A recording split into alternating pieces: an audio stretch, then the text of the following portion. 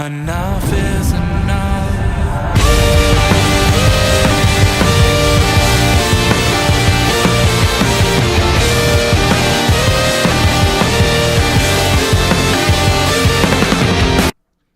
Hey guys, welcome back to the Indie Wrestling Corner with another episode of Under the Ropes. I'm your host as always, the queen of the indies. And then we have another return. I've been bringing back a lot of people on the Indie Wrestling Corner. I'm so excited. So it's been a long time coming with Monsta Mack. What's going on? What's going on, Miss Tiffany? How are you? I'm excited. I'm so glad that you're coming back onto the channel, hanging out with us. We got so much to catch up on, so I'm really excited about that. Guys, if you're new to the channel, here on the Under the Rope series, I interview everything independent wrestling, whether it's wrestlers, promoters, referees, behind the scenes. I got you covered. If you guys got questions for Steve, please drop them into the chat. He'll be more than happy to answer any of your questions. Also, hit that like button, hit that share button. Let's get some people in here. Let's chat, because there's so much to talk about. So, oh my goodness. Like, I don't know. Like, this is going to be one of those things that we're just going to like swerve off all over the place. I feel like this interview, I should probably just throw out my questions. Yep. Pretty This much. is going to be one of those where the car is swerving on the ice and we really can't stop it. We can only hit the gas to direct it in a certain way, and that's about it. I know, it's gonna be fun. I see all you peeps in the chat. What's up, Captain Dave? What's up, Everything Pro Wrestling? What's up, Conrad? Good cop, bad cop. Chad, I see all you guys. Much love. You guys are great. Very supportive. Yeah, so we're gonna have some fun. Again, if you haven't seen that interview, please go back onto the channel and go watch the original interview. That we did. God, what is it, like 2 years ago that I had you on? Many moves. Was it like one of your first ones too? Like, not maybe the first, but like I don't know. I feel like it was like in the 30s or something. I should have looked it up. I know it was pretty early on. You know what? We're gonna look this up right now, because I should have looked it up before, but I've been so incredibly busy. So my apologies. I'm not gonna find it now. Don't worry about it. So let's just say it's somewhere in there. It's one of those. You are episode 31. Okay, there you go. So 31. Kind of early on. Yeah. So here I am. Like we're episode 150. Thank you. Congrats to 150. Damn. Did I do an anagram question? Let me see. I don't remember. Did you do an anagram question? Yes, you did. So we'll get to that in a little bit. Yeah. So if you want to learn a little bit of the history, definitely go back onto that Under the Ropes episodes and check it out. So again, we're doing some updates. It was a fun podcast. Too. Yes. Yes. I feel like every time, whether we've seen each other in person or on podcast, we always have a good time. So. That's the thing too. That's the nice thing, is that I know you for a while now. Like I've seen you at so many shows. We had some fun. I got tormented at BWF with you and Gangone, and whatever. We'll get into that later. But I still get tormented. It's all good. It's all good fun. It's like when you have a little sister. You got to make sure if she has a crush, and you know it, you're definitely gonna make her blush. You know what I mean? Oh God, I'm screwed this episode. I am screwed this episode. So I was actually messaging with one of the wrestlers earlier, and I'm like, you want to see me embarrassed? Watch this episode, because that's where it's gonna get very embarrassing for me or whatever like that. But it's all good fun with the list of husbands, which we'll get into later or whatever. But let's start off with a bang, because this is about you. Okay, we got 25 years of wrestling that you're celebrating, which is insane. Congrats. Thank you. Oh my God. So I figured, we're going to start off, and we'll get into like your show coming up and everything a little bit later. But, I thought it would be fun because, you guys have so many stories, and it doesn't matter. Like, I can keep doing podcasts with you guys because you guys are always going to come up with stories. But I would love for you to share anything that like sticks out to you, like that, brought joy within these 25 years of wrestling for you. So, 25 years, there's so many different stories that I could bring up. But like one of my favorites, and over the years, as wrestling has grown in popularity and decreased and grown, no matter what, people know that it's a form of entertainment. We tell, our job as wrestlers is to tell a story. And, a lot of the times, the guys that we're in the ring with, we're friends with. And, we find different ways to make each other pop. And when I say pop, I mean break character or just straight up laugh or do like the dumbest stuff. And I can remember wrestling with Santana and Ortiz. And I mean, there was never a time where I wasn't laughing with them in the ring. And it's funny because if you watch, you would think we would know where the cameras are at all times because it's very rare that you ever catch us laughing. Yeah. But we're laughing the whole match. And, you know, I can remember we used to do this really annoying thing in Beyond. And it was Santana and Ortiz who brought it into the group. And like next thing you know, there was guys like Massage Envy, Moff, me. I mean, just everybody who was anybody in Beyond.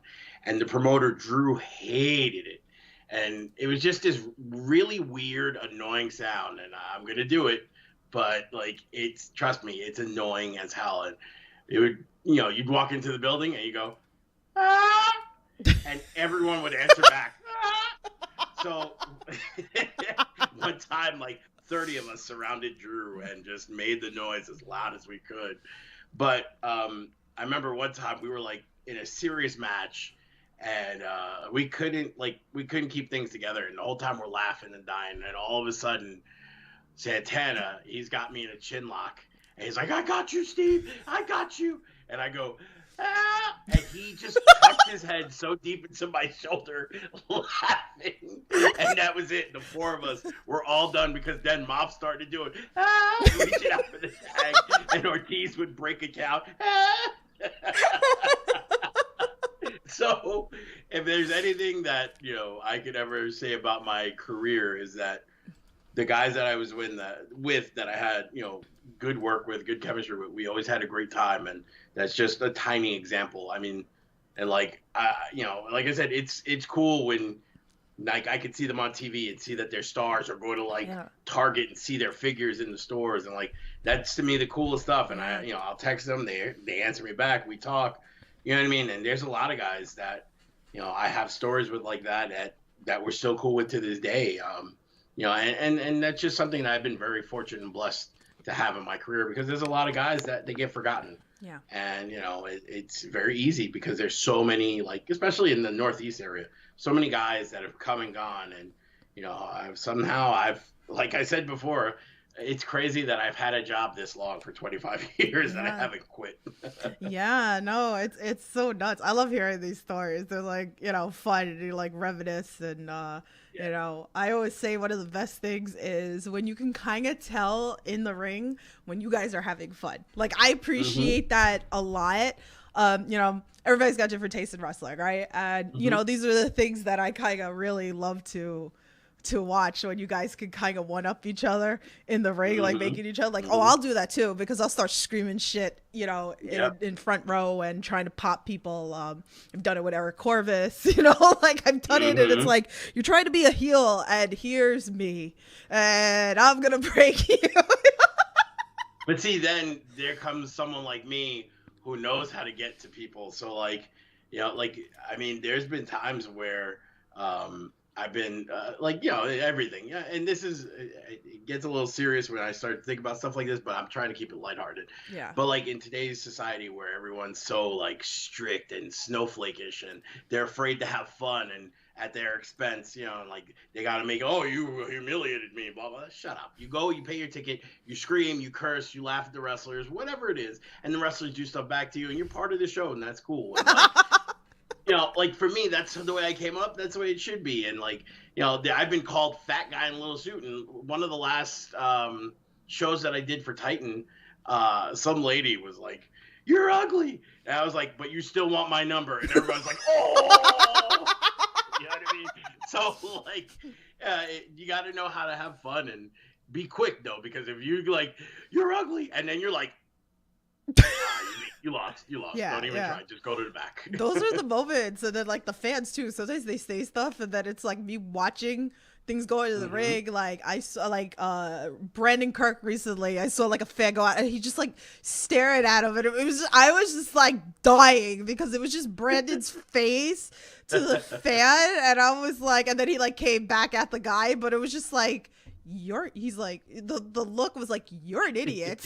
Like, pretty much, like, but you paid for this ticket to see me, and you know you have my merch, you know, pretty much. Like, that's the thing, like, a lot of people forget, you know, you go to wrestling to forget about your problems. Yeah. You go, you know what I mean? Like, have there been people who are really racist who portray racist in wrestling? Yeah, sure, whatever. Have there been racists who don't portray racist? Right, yeah, sure. Right. You know, it doesn't matter. They're playing a character to get you to feel a roller coaster of emotion, and people take it so serious. So, you know, whenever, oh, you know, he's a racist or he's, you know, homophobe or whatever. Right. If he's there to get you mad and spend money, that's the whole point of this. Yeah. It shouldn't be, you know, the other day, Moxley had that guy thrown out on his first promo back. Yeah. It shouldn't be that way. Yeah. Let the guy say what he paid a ticket. And the worst part is the guy didn't even say nothing. Right. The guy just said something along the lines of, someone get the trash can or whatever and get that piece of garbage out of here. That's all he said. Mm-hmm. And Moxley had the guy thrown out. Like, to me, that's whack. You know what I mean? Like, stop being so sensitive. Change your tampon. You'll be all right. You know what I mean? Let me give love in the chat because I see all you guys, you know, like, I'm going to get to you. It's just, you know, like I said, we go into conversation. I see all your stuff in the chat, so I'm going to try to do the best I can. Wes is in chat. He goes, hey, everybody, the fam will see you Saturday, Mr. Mack. Chad says, he's saying hi to Conrad. My bad. He also said, Steve, who was your favorite wrestler you liked wrestling as a kid? There's a few. I mean, Macho Man Randy Savage always is the first. Vader, Big Van Vader. Anytime he wrestled Sting or Cactus Jack, I was always watching. Masahiro Chono in New Japan, Great Muta. But, I mean, ultimately, it's Hulk Hogan. Hulk Hogan's the one that got me into wanting to be a wrestling fan and wanting me to be a wrestler and just having so much fun, like, cheering him on. And I can remember, like, I knew I was hooked when he lost at WrestleMania 6, and my friends were all happy that the Warrior won, and I was just sitting there like, Warrior sucks though, you know, he's garbage. And they were like, shut up, he just, you know, you're just mad because Hogan lost or whatever. Yeah, I am, so what? But yeah, definitely, you know, those guys are like the top guys. Awesome. CMS in the chat said, this is cool. I haven't been to a JAPW show in ages. Glad to see Mac is doing okay. Thank you. So, this weekend is as close to a JP show as you can get. Oh, I mean, God. All right, that lineup is ridiculous. I know we're going to get into it. Yeah, we're going to. That lineup is a lot of JP shout out there. Oh, my God. We'll get into that. Nick Papa G, what's up? He said catering at the Wells Fargo Center. Catering. Hell yeah. Him and I, once we were done with our skit with Baron Corbin, we hung out and enjoyed the hell out of WWE catering. That's awesome. That's hell fun.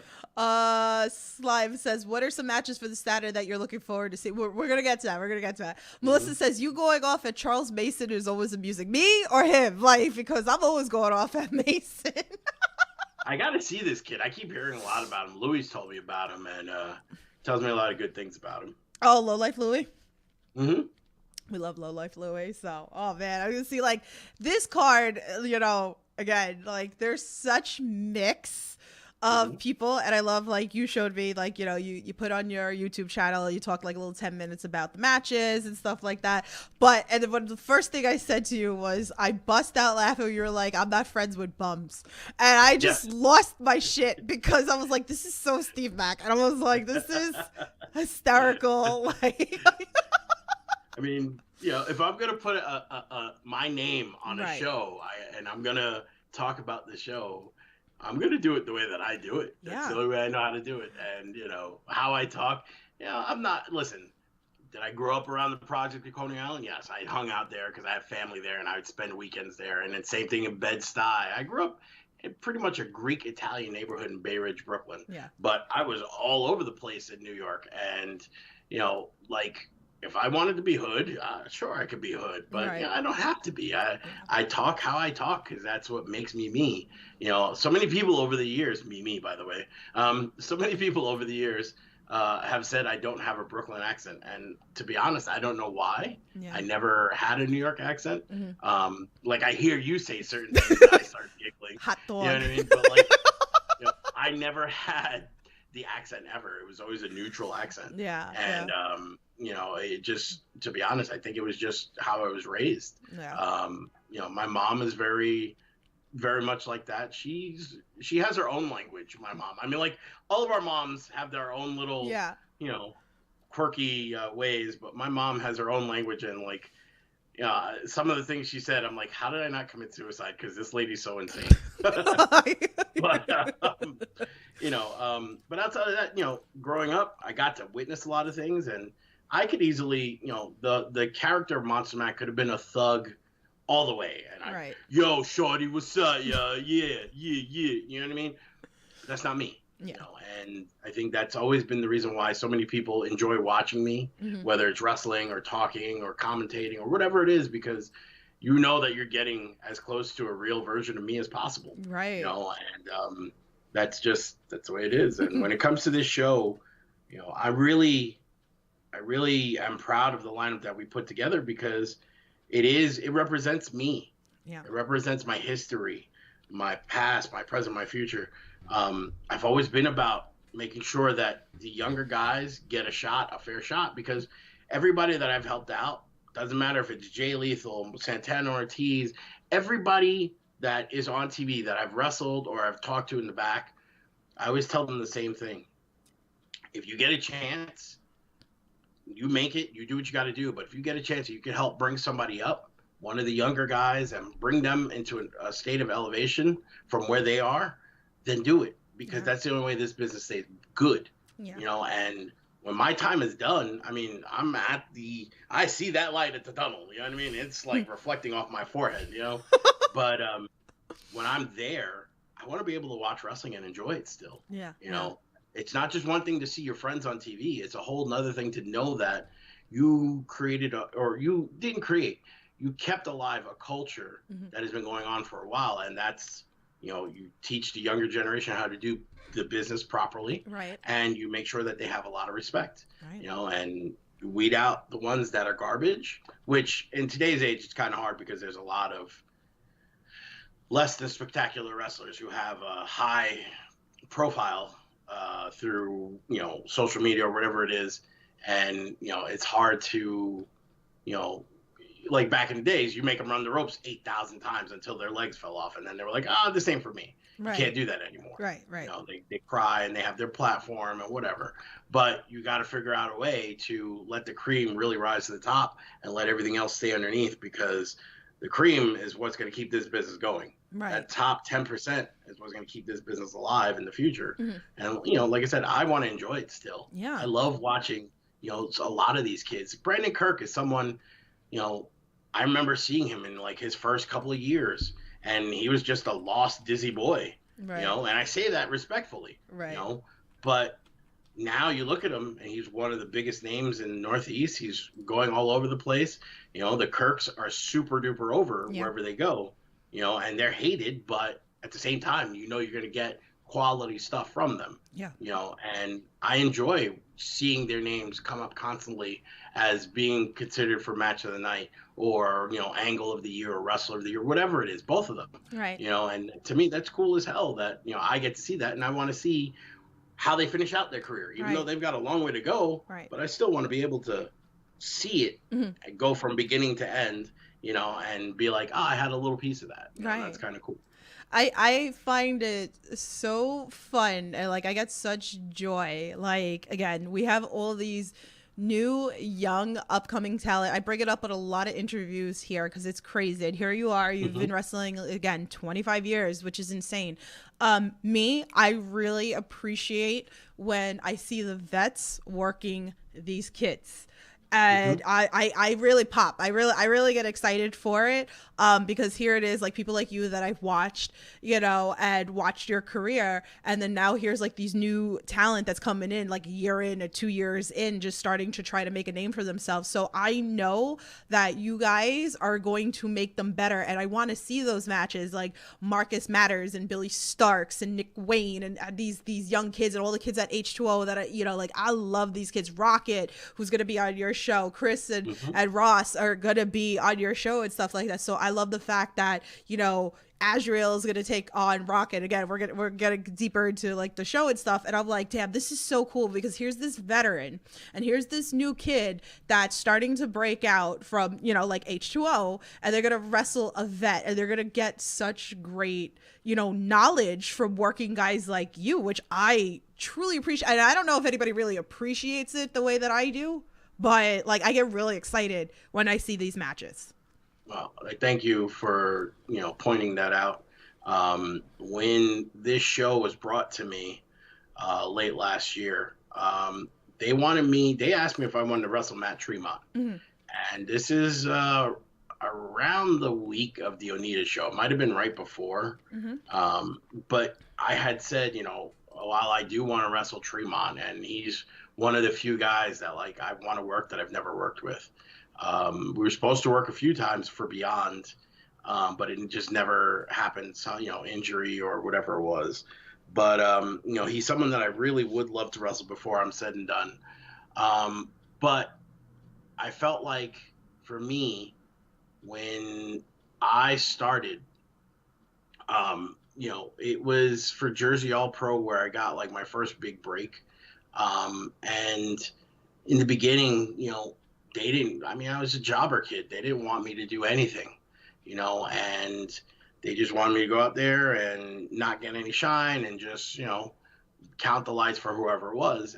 And it was Magic who, you know, I'm wrestling Magic and, you know, I'm like, all right, well, you know, I'm just expecting to get thrown around by him. And he's the one that he was like, no, what good is it? Who did I beat? What does it show the crowd that you can offer? You know, for him, he was all about, you know, I'm going to give you some stuff and we're going to make the crowd take notice. And from that point on, I mean, he caught a lot of heat because he did that. You know, the booker was like, why the hell did you do that? That's not what we wanted. And Magic explained to him. He's like, how is this going to make anybody better? You know, you put me in there with a guy who didn't get anything, even though he's got size. That's not realistic, you know. And, you know, I to this day, I'll never forget that, you know, because if not for that, who knows if I even make it to 5 years, let alone 25 years, right. You know, and that's why, again, whenever I would have anybody that was under my wing or that listened to me, you know, I always make sure to let them know, listen, don't hook me up. You know, for me, I got my own hookups, right. But hook up someone who's younger and, you know, make sure that if you can elevate someone who, you know, is a couple of years in, but they have something or, you know, they have the ability to show people more than what they're getting a chance to show, and you know it, hook them up. Yeah. Because that way, you know, the business looks better, you look better, the person that you're in there with looks better. It's better for everything all around. Yeah. And, you know, I've always been about that. And, you know, I mean, even with Jay Bougie, you know, the kid that I'm wrestling on Saturday, you know, that's why I picked him. I knew that he was one of Magic's champions. Mm-hmm. So it was like, it's a callback to me saying, Magic, this is my thank you for all that. You know, I got one of his students or one of his guys, not his student, but one of his guys that's a champion for his company, puts him in a high profile spot in a main event. And I know that I'm going to bring the best out of him, but also I get to use some of his fire and, you know, some of his hunger and fuel my, you know, my whole body, you know, for the night, because I get to be in there with someone that I know I can, you know, we can move around, we can tell a good story, we could pull off a couple of great moves, and, you know, everyone's going to take notice of Jay Bougie after this weekend, I promise, you know, because I'm going to do my best to make sure that that's what happens, right? You know, and not just him, you know, there's also guys like PJ Savage. PJ Savage is someone that he's starting to get a really good buzz out there. And him and Ransom, you know, they're a good tag team, got a lot of good size, you know, Ross and Bradley, another couple of guys, I keep hearing their names, you know, Rocket had a 3-way with Smiley and Nikos Ricos. Yep. And, you know, killed it. Yeah, exactly. You know, and who was Rocket before that? I never even saw the kid. And it's funny, you know, because I mean? Like, I know like you and me had talked about this like before, and I was like, oh my God, I was like, you know, I'm so excited for the H2O kids, you know, and like I'm big advocate, you know, for those H2O kids, and you know, all those, I love those kids as if they were my sons, pretty much. Mm-hmm. Like, you know, all those, that roster, you know, like Matt has put together such a beautiful school with these kids. Mm-hmm. And like I talked about this with Arcadia when Arcadia came on, and I'm like, each kid has something different, that you're not all seeing like the same style. They're all different. They have their special way about them, whether it's a high flyer like Rocket, or you'll have like, you know, like the bigger guys like can take on like the other bigger guys, or you'll have your technical, or, you know, whatever it is that these Mm-hmm. kids have. They're truly special, and a lot of these kids, they've already been on this podcast. So if you guys are interested in those three, Rocket, you know, Chris Bradley and Ross, like they've been on this podcast. So if you haven't checked it out, definitely go back to those Under the Rope series, because they're amazing. And it's funny what you said. Like, I remember being in backstage for Tremont, and he was talking about, he's like, I had, you know, my time, you know, I want to have fun, you know, like it's what you guys want to make out of it, you know? So, you know, there's so many people to showcase. But that's how it was back in the day. Mm-hmm. You know, the veterans would take the younger guys and take them to school. Mm-hmm. And was there bullying? Yes, there was bullying, but it wasn't bullying for the majority. It wasn't bullying to be, you know, a jerk. Right. You have to have tough skin for this. Yeah. You know, you can't be a pansy. And I say that, like, you can't, like, listen, it's not about if you're gay, straight, you know, whatever. I don't care about that. Yeah. You know, if you could wrestle, you could be in my locker room all day. Right. But if you can't wrestle and you're just taking up someone's space, you're not going to be in there because you're gay or straight. That's not how I work. Right. You know, I don't do affirmative action. I'm sorry. Yeah. But, you know, at the same time, you got to toughen these kids up. You know, a lot of these kids, they're coming straight from backyard, or, you know, whatever it is that they do before they get into the ring with a professional. And they think that they got it. And then, I mean, it happened to me. It happened to everybody that I know. You get that moment where you're like, oh, that's what this is about. Right. You know, and a lot of kids need that, but they're getting that at H2O, which is a good thing. Right. You know, and, you know, I'm like I said, I'm all about giving a shot to whoever I see is hungry and puts in the work. And these kids have all been making a name for themselves. I'm always listening. I'm always watching out to see what names pop up, you know, and, you know, those guys are names that come up a lot, you know, and thankfully I have access to them and I can put them on and, you know, give them a chance to shine. I mean, right now, this Titan show is getting the most eyes on it that Titan's ever had in the last 2 years that it's been around, you know, and if I'm going to have my name on a show, it's going to be, you know, seen by as many people as I could get to see it, you know, and the people that are on it, they're going to be seen. And I told everyone, you know, in a private message, I said, make sure your gear looks great. Make sure you look good. You got your, you know, your style set up. You don't look like a bum. There's no way anyone could say that, oh, this person just looked like, you know, another jobber kid, you know, because there's going to be, you know, more people watching this than any other Titan show. Right. And, you know, and that's the whole goal, is to get this to be bigger. So that way all these kids have a bigger place to work, more crowds, more eyes. And eventually it all comes down to one thing: making money. Yeah. You can make more money by getting more people to come. I mean, that's the best feeling in the world. Yeah. You know, before the show, we talked about Beyond Wrestling. Yeah. One of my favorite feelings ever. I wrestled in front of 20,000 people, and that was cool. I wrestle, you know, I've been in front of the WWE audience and Impact audience. That's cool. But one of my favorite feelings in the world was wrestling in Fete music with the crowd charged and live. I mean, hyped up in Providence, Rhode Island for Beyond. And you can feel that they were so invested in everything. And we weren't doing storylines. We were just doing matches. But they were so invested in everything that we were doing. And that just feels so awesome. Like, there's not enough money to match that feeling, you know. It might sound cheesy, but it's true. You know, when you got fans, especially at Beyond setup, because the fans are right on the ring.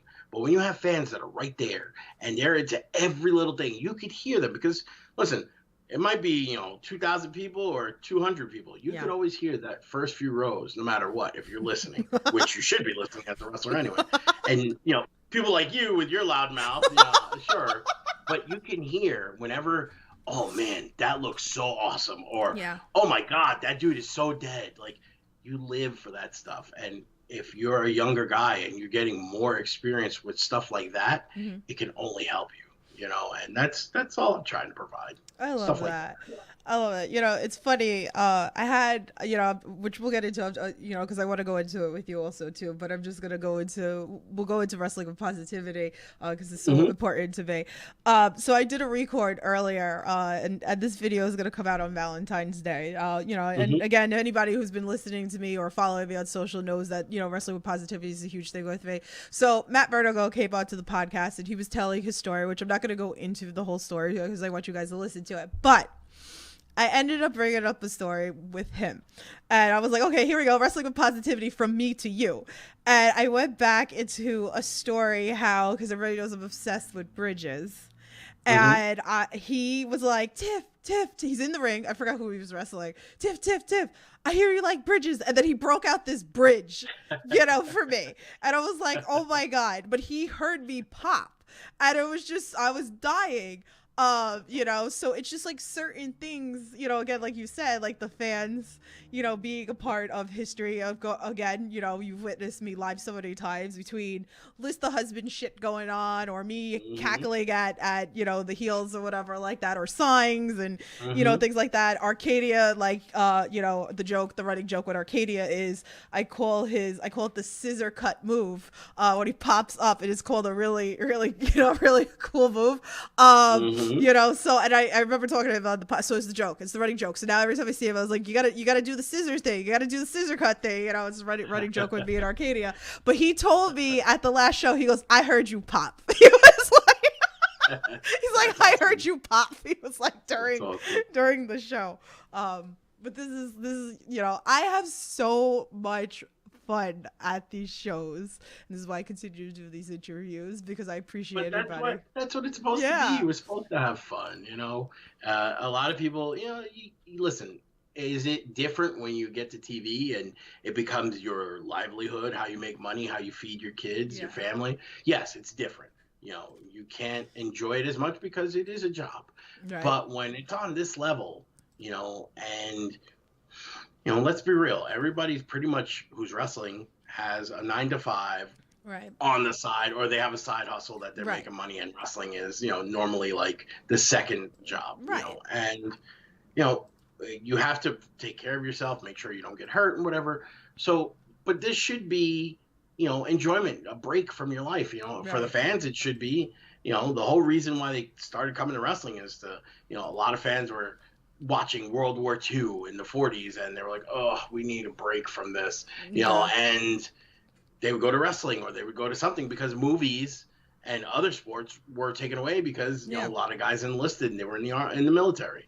So you still had wrestling, and that's why wrestling was as big as it was during the golden era of TV. Right. And it all the way up until the 80s, in the 90s, people were heavily invested because when Stone Cold Steve Austin stunned McMahon, all those people wanted to be Stone Cold. They felt that. They hated their boss. They hated their job. They hated having to do what they did.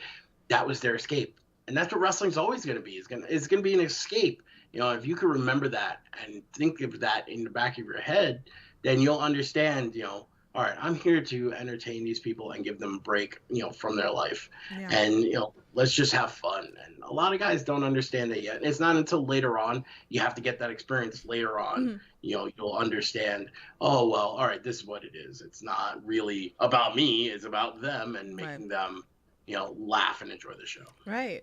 Well, the other thing that, after I recorded with Matt, we were talking for a while, me and Vertigo. So we're like catching up because it's been a while. We were just like catching up on a whole bunch of stuff. But, we were talking about that. You were coming onto the podcast. And then see, again, like this is what I love because, there's stories for days. Everybody's got, like you can't hear a bad story about you.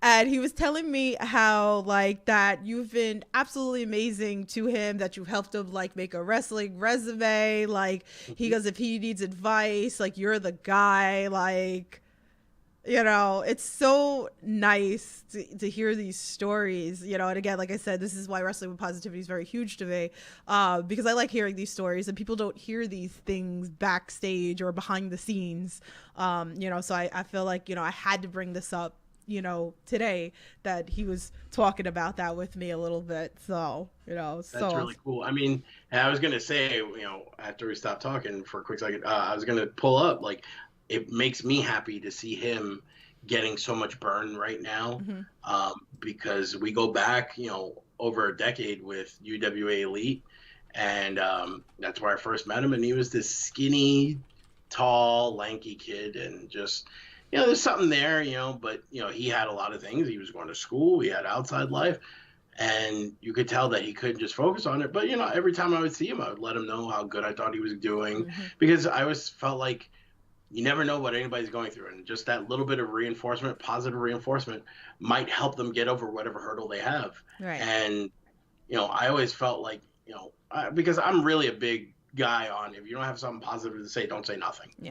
Because you don't know what anybody's going through. You really don't. And anybody could just need that one little word of encouragement to, like I said, to take them on a different path, and set them for positivity. And I always see him now, nothing but great reviews, and I'm just like, it's so cool, because again, that's one of those kids that I saw him as a kid, and and I got to talk to him, and now he's burning up. And when we saw each other earlier last year at Titan, we got to talk, and it was cool to see him. And like, you see him go from a boy into a man, and it's like, that's cool. I got to witness that. And this, again, with Kirk and guys like Dickinson and Lethal, guys that I got very early on, and I got a chance to talk, and that's the best part for me. Like, would I love to have had a contract for TV, making millions doing what I love? Sure. But didn't work out that way. And not that it might not, it still might happen. Anything can happen. Right. But if nothing else happened, if I die tonight, God forbid, if I die tonight, know that I'm happy seeing all of my sons and daughters that I've helped mentor in wrestling go on to be really good things, if not great things, and it's really cool for me. Like, how many people could say that about their friends or their students? You get maybe one student, if you're a teacher, that might be something great. Me, I've had hundreds of kids that I've mentored that have all done great things. So like, for me, it's like pretty awesome. Yeah, no, that's so great. Let me give some love in this chat. Matt Awesome's in the chat. He goes, Theo Mack, love you. Theo, you're the man. He goes, one of the best I ever met. Wait, I saw another one. Where is it? Sorry. Wes, my son Kyle and I will have me that special bond because of all you indie guys. And then he asks, who is the one guy right now that you have worked with that you think is the future of this business? That's a good question. Well, he always would get mad at me when I would tell him. I don't know if it was mad, but he didn't believe me, definitely. And I mean, from an early on, I always thought Arcadia was something so special. I know he's one of your favorites, but Arcadia is, I can't speak highly enough about Arcadia. Like, if I could have a son or, a brother, it would be him, because one, he's such a good person, for real. Like, there aren't too many people who are better than him at being a human than, Matt. And two, he's a great wrestler. I've always looked at him and saw just something special, and he would be like, nah, he would call himself the bloated snake, which was very funny, pregnant snake. He's like, I got a body like a pregnant snake. I'm like, shut up, stupid. Oh my God. But, he was always so good every time I saw him. And I really would go out of my way to watch his matches, especially in, the multiple mans, because he would stand out, find ways to be creative and stand out. And, I was so like heavy into watching, Arcadia's matches and then just hanging out. And I always felt like, if he felt the way that I did, he would have been, champion in any company that he wrestled for. But, he also had, again, with everybody in wrestling, he had stuff that happened, and he had some medical stuff that really took him out of the game for a little while. And, I remember him coming back, and I was just super ecstatic, and watching him and Azrael do stuff for JCW, I'm like, I really happy, that's the only way I could put it, because I really think that Arcadia has always been somebody special, and he's definitely. And it's crazy because I'm pretty sure there's people like, Arcadia's been wrestling for a while now, and yeah, he has, but to me, he's still the younger generation, but he's my guy no matter what that I'll always put over, and Kyle the Beast as well. Yeah. KTB is someone that really should have a contract by now. There's no reason why he isn't on TV getting paid every week. And, just he is something that's just amazing for his size and, his strength and his agility. And he's just one of my favorite times was teaming with Kyle and just being the B Squad and, just having fun watching him mature as well. And he's a funny dude, a good human like Arcadia. And, I really those are two of my guys that I really enjoy spending time with and spending time in the ring and outside of the ring as well. Aww, I love that. I love that. Again, two people that have been on this podcast. If you want to learn about them, if you don't know anything about them, please feel free to go back on the Under the Rope series. I've had them both on. Like, it's so fun to see, like, like all you guys, like, you all work together, and it's just like, I love everybody that I bring onto this podcast, and I have a lot of fun. Again, like you said, Arcadia is one of my favorites. I could sit back and go digging into like history of Arcadia, and I love the story of Arcadia really didn't know who I was, and I was trying to find him. I kept going to shows, and I'm like, I gotta beat Arcadia. Every time I asked, is Arcadia around? No, he left. I was like, son of a bitch. Next show. Was Arcadia around? No, he left. Son of a bitch. So finally, and I don't know if I don't remember if I told him this story, but it was funny because I said to Jimmy, the ref, Jumbo ref, and I said to him, we were going to JCW. And it was him versus Azrael. It was really funny. Again, I love all these guys. Forget like character, whatever. Like, these guys are great and they're fantastic into the ring. And I'll always say that. I know, I like to give Azrael shit on Twitter and stuff like that, and they crack me up with, tweeting back at me and stuff like that. But I remember saying to Jimmy, I was like, okay, this is the goal. I was like, I have to beat Arcadia. He was like, and he didn't really know who he was. And this would always happen because Jimmy never knows who the hell I'm talking about. Same thing with Zayn. And I'm like, I need to beat Arcadia. I was like, you have to watch his scissor cut thing. And he's like, his what? I was like, the scissor cut thing. So anyway, I think I went up to Dylan McKay. I was like, is Arcadia around? And he was like, no, he left. I'm like, fucking shit. I was like, so I'm like, all right, Jimmy, we're going. I was like, let me just say goodbye to everybody. So we start saying goodbye. And I was like, all right, let me just run to the bathroom really quick. And then I hear, Tiffany! I was like, oh, fucking shit. I was like, okay, quick pee, quick wash your hands.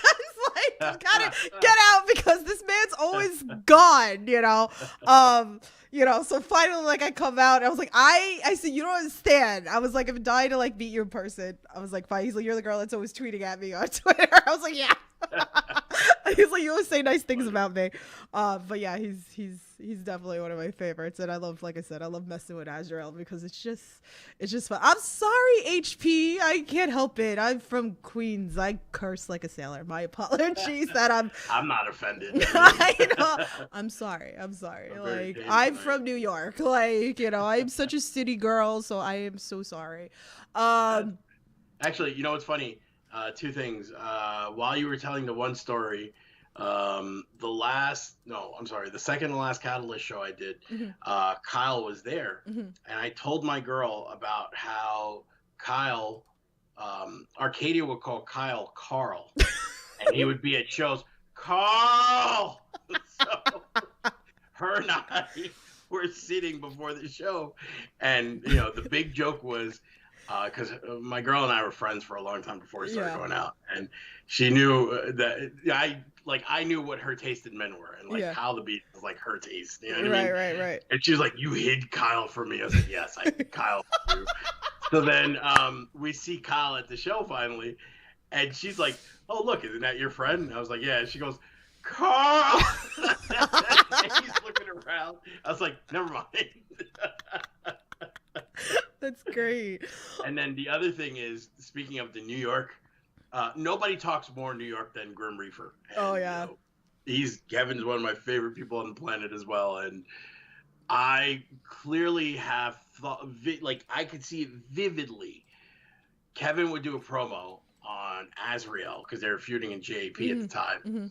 And Kevin, with his New York accent, would be like, "Bro, you look like a flying lesbian. What are you, son?" And we would just, because he would come out of nowhere with these lines, we'd be like, "What?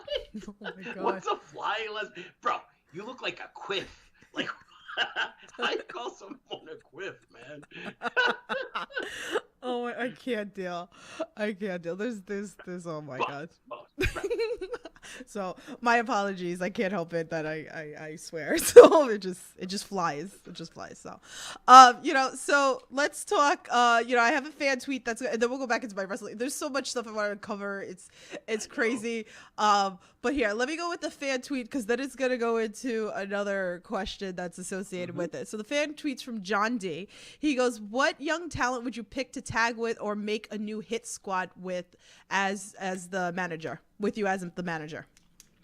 I mean, there's a lot of guys, but right now, just looking at the crop of new guys that are out there right now, I definitely would. I mean, realistically, my hit squad would be Shane Mercer and KTB.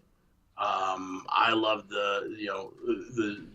I love that team. It's just ridiculous, But if I'm to pick someone else, Hoodfoot is someone that I'm very much into his character, how he talks. You feel like that's realistic. That's not. There's no faking that dude. I'm very interested in how he wrestles and how he talks, his promo style. And then, going back, it would be Kyle with Hoodfoot or, Shane, depending on what the situation is. Or we could do like a Freebirds gimmick with them. But, I like when there's two distinct flavors of guys. And I know I'm going to get laughed at. You said flavors of guys. Oh, God. Grow up. It's two different styles. And I like when you could, not even a black or white thing. It's just two different styles. Hoodfoot is, a brawler, and he can fight, and Kyle can brawl, but Kyle can also wrestle. Right. And when I say wrestle, I don't mean everybody can wrestle. Right. Technical wrestle, and be, athletic and agile, and they could be great complements to each other. Right. So, something along those lines would be, where I would go.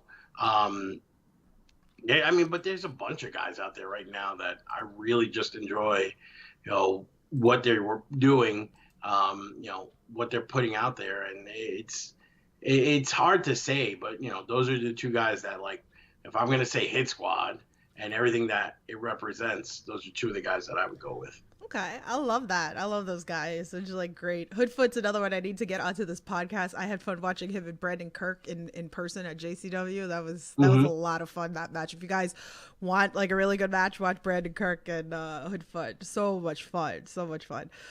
So speaking of Hit Squad, and then I saw a question in chat that we'll get into the positivity one. DM Stevens was on. He did the Wrestling with Positivity with me, and we tweeted at you because we were talking about Jersey All Pro Wrestling, where you threw people against the wall from the ring. And I remember he was telling me this, and then I just started dying. He's like, wait. He goes, I gotta show you the clip. And then he sent it to me, and I'm dying. And I don't know how many times I like rewatched it because it was just hysterical. I don't know if you have any thoughts about that, but. So the very first time, if I'm not mistaken, was we were at the doghouse, and in the doghouse where the ring was at, there was a metal fence, like a garage fence. Okay. And we would raise it up because if you didn't, the building you'd die of heat, no matter how cold it was outside. So we'd raise it up a little bit to get some air. So it was always, kind of loose because it was up. Right. And I remember Moff, we were wrestling Christopher Street, and Moff, we had talked about doing it because in Bayonne, the wall was, you see it's only like 6-7 feet away. Yeah.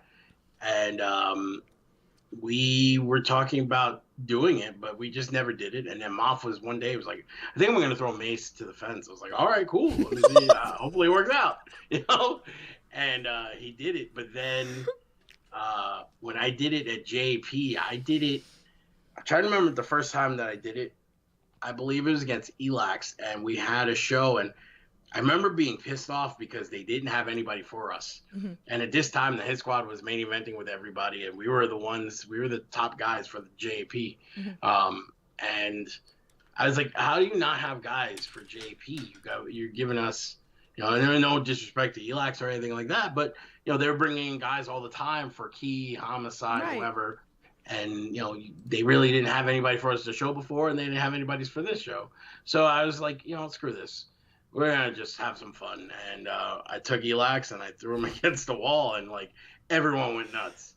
And then the next show, it was wall. And then that was it. And then Moff would hype me up because Moff would be like, do like, remember how the Dudleys would do Devon get the tables? Yeah. Well, it would be Steve, the wall, and it was awesome until one time, one of the Boogie Nights, he got hurt pretty bad. He got knocked out. Oh God. What happened was I threw him, and I would tell everybody the same thing: don't grab onto the rope, because if you grab onto the rope, you're going straight down. Just let it go and put your hands in front of you. If you put your hands in front of you, all you're doing is pushing off the wall, right? And you're gonna land on your feet, or you're gonna come at it into your shoulder, and then you're going to go down, and you still land either on your feet or your knees, whatever it is. But most of the time they put padding on the floor there. Yeah. So there was really, nothing to really worry about.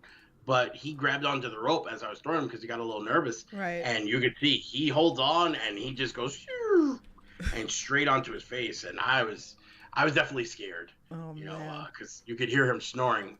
Like I said, you could hear things. He was snoring on the floor, and I was like, "Oh shit, he's dead. This sucks." He did. And he did. We after that point, I think we did it maybe a couple of times, and then there was that period in between where me and Moff weren't teaming up, and we teamed up a couple more times, and we did it a few times, but there weren't really too many walls that were close to the ring, so it was kind of hard to do, But the most famous one, I think, was the one with Trent Beretta.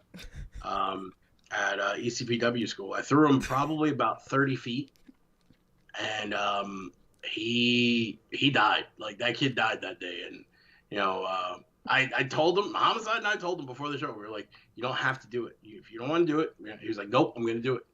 So we're like, okay. And when I threw him, he caught the wall, but there was like a bench at the bottom. Oh no. And he caught all of the bench, and but the good thing was, I mean, not that, he died still regardless, but there was an elevated platform for the stage where the seating was. So if it would have been a hard floor, he would have probably broken some. But because there was platform and the bench, he was all right. He caught like a really big raspberry on the side. And, he went to the hospital that night, and I was calling, checking on him, and I'm pretty sure his mom still hates me for that. Oh, God. But, I mean, from that point on, he told everybody, he's like, I'm never going to be thrown again. And, like, he got bigger, bulked up, and next thing you know, he was signed within a year. So he was good to go. There you go. I feel like we could do, like, a video that every time you, like, throw somebody into the wall, it's like, oh, my God, wee. Oh, my God, wee. Wait a minute, Okay, so there's someone in the chat. I know who it is. Secret Show says, ask Steve why he killed Plasma. There you go. I didn't want to kill Plasma. I didn't want to kill Trent Beretta. Okay, yeah. It just was something that happened, Actually, honestly, at the time, I felt like my stock was going down, and they were keeping me around because I was faithful to the company, and it was for Jersey All Pro, and they knew I could still have good matches with everybody, and we were wrestling. It was me and Homicide against Trent Beretta and Dan Barry, and Dan Barry had said right away, I'm not taking the wall. Well, all right, fine. Yeah. Trent, you want to take it? And he was like, yeah. So then as we're talking about it, you can see more and more he's thinking about it. Then me and Homicide were like, you don't have to do it if you don't want to. You could say no. Yeah. We're not going to be mad at you. We're not going to beat you up more or anything like that. No, I'm going to do it. I'm going to do it. Right. Stuff happens. You know what I mean? Man. And, but like I said, a lot of, that was a turning point for Trent. It was a turning point for a lot of people. And, it became super viral at the time. Right. It's crazy. We talked about it when we originally were talking about the point of the video with the wall. Back then there was no YouTube. There was very little social media. You had MySpace, Mi Gente, pretty much that was it. You know what I mean? You had AOL chat rooms, but that was pretty much it. Yeah. And people were starting to share the clip of me throwing guys, and I think it was Shane Hagerdorn who told me that it was like one of the first wrestling clips he ever downloaded on like LimeWire or Kazaa or whatever it was back then, social media, sharing whatever nonsense. And like, it's crazy to think like that people around the country were downloading a quick 2-second clip of me throwing a guy into a wall and like going nuts over it. Yeah. Because like, to me, it was cool for the night, and then I forgot about it. You know what I mean? It's just like, yeah, it is what it is, because we didn't have the constant reminder. You know? It's great. It's great to have all this, and the clippings, and IWTV fight. I talk about this all the time with everybody. It's really cool. And thanks to everybody out there that puts it out. Because even when I go to shows and I record things and I try to do clips for the kids and stuff like that to put them out there even more. Because I always tell them, I was like, you never know. And I yell at the H2O kids, I'm like, you need to be on Twitter more, because you don't know what's gonna go viral. I was like, and I said my best to like clip things and tag you guys so it can go viral, like to show you guys out. Like, I already know how special you guys are, like, and I want the world to see how special you guys are. So it's cool. So even with people that I do not know, and then stuff like the other Tiffany, she's always tweeting, and the gifs that she makes of whatever's on like IWTV, and it's cool too, because then that's how I find new wrestlers that I get interested in. So bridges for days for me. And believe me, I know what it was like to be viral back then and viral now, because we had that one clip from Beyond where Moth speared Penelope Ford while she was upside down, and like that blew up everywhere. And I've been part of other stuff that's been viral, and it's you never know what's going to catch on. You never know who's going to be watching. I've had people from the WWE that I've never met, and they were like, "Oh, I seen you. You threw guys into the wall," and I'm like, "Yeah, is that a good thing or a bad thing?" You just never know who's watching. Everybody's watching, trust me. Yeah. Especially you get someone who's a fan, a guy like a Tony Khan, who he's always watching wrestling. So I'm pretty sure he sees all kinds of clips. Yeah. There's a reason why so many of the indie guys were brought up into AEW, because he was watching all of them. Absolutely.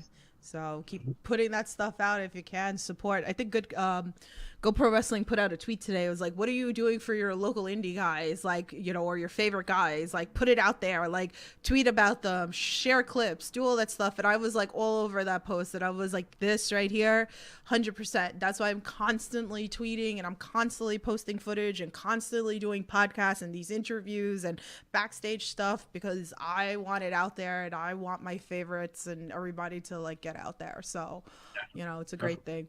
So let's go back to wrestling with positivity. I know I have a couple of fan tweets, and we'll go into that, and we'll start talking about the show, but let's do this one first, because I keep bringing up wrestling with positivity, and obviously, like I said, it's very important to me. I've been talking about it again. I'm working on that project. Tomorrow's the last day if you guys want to be part of it.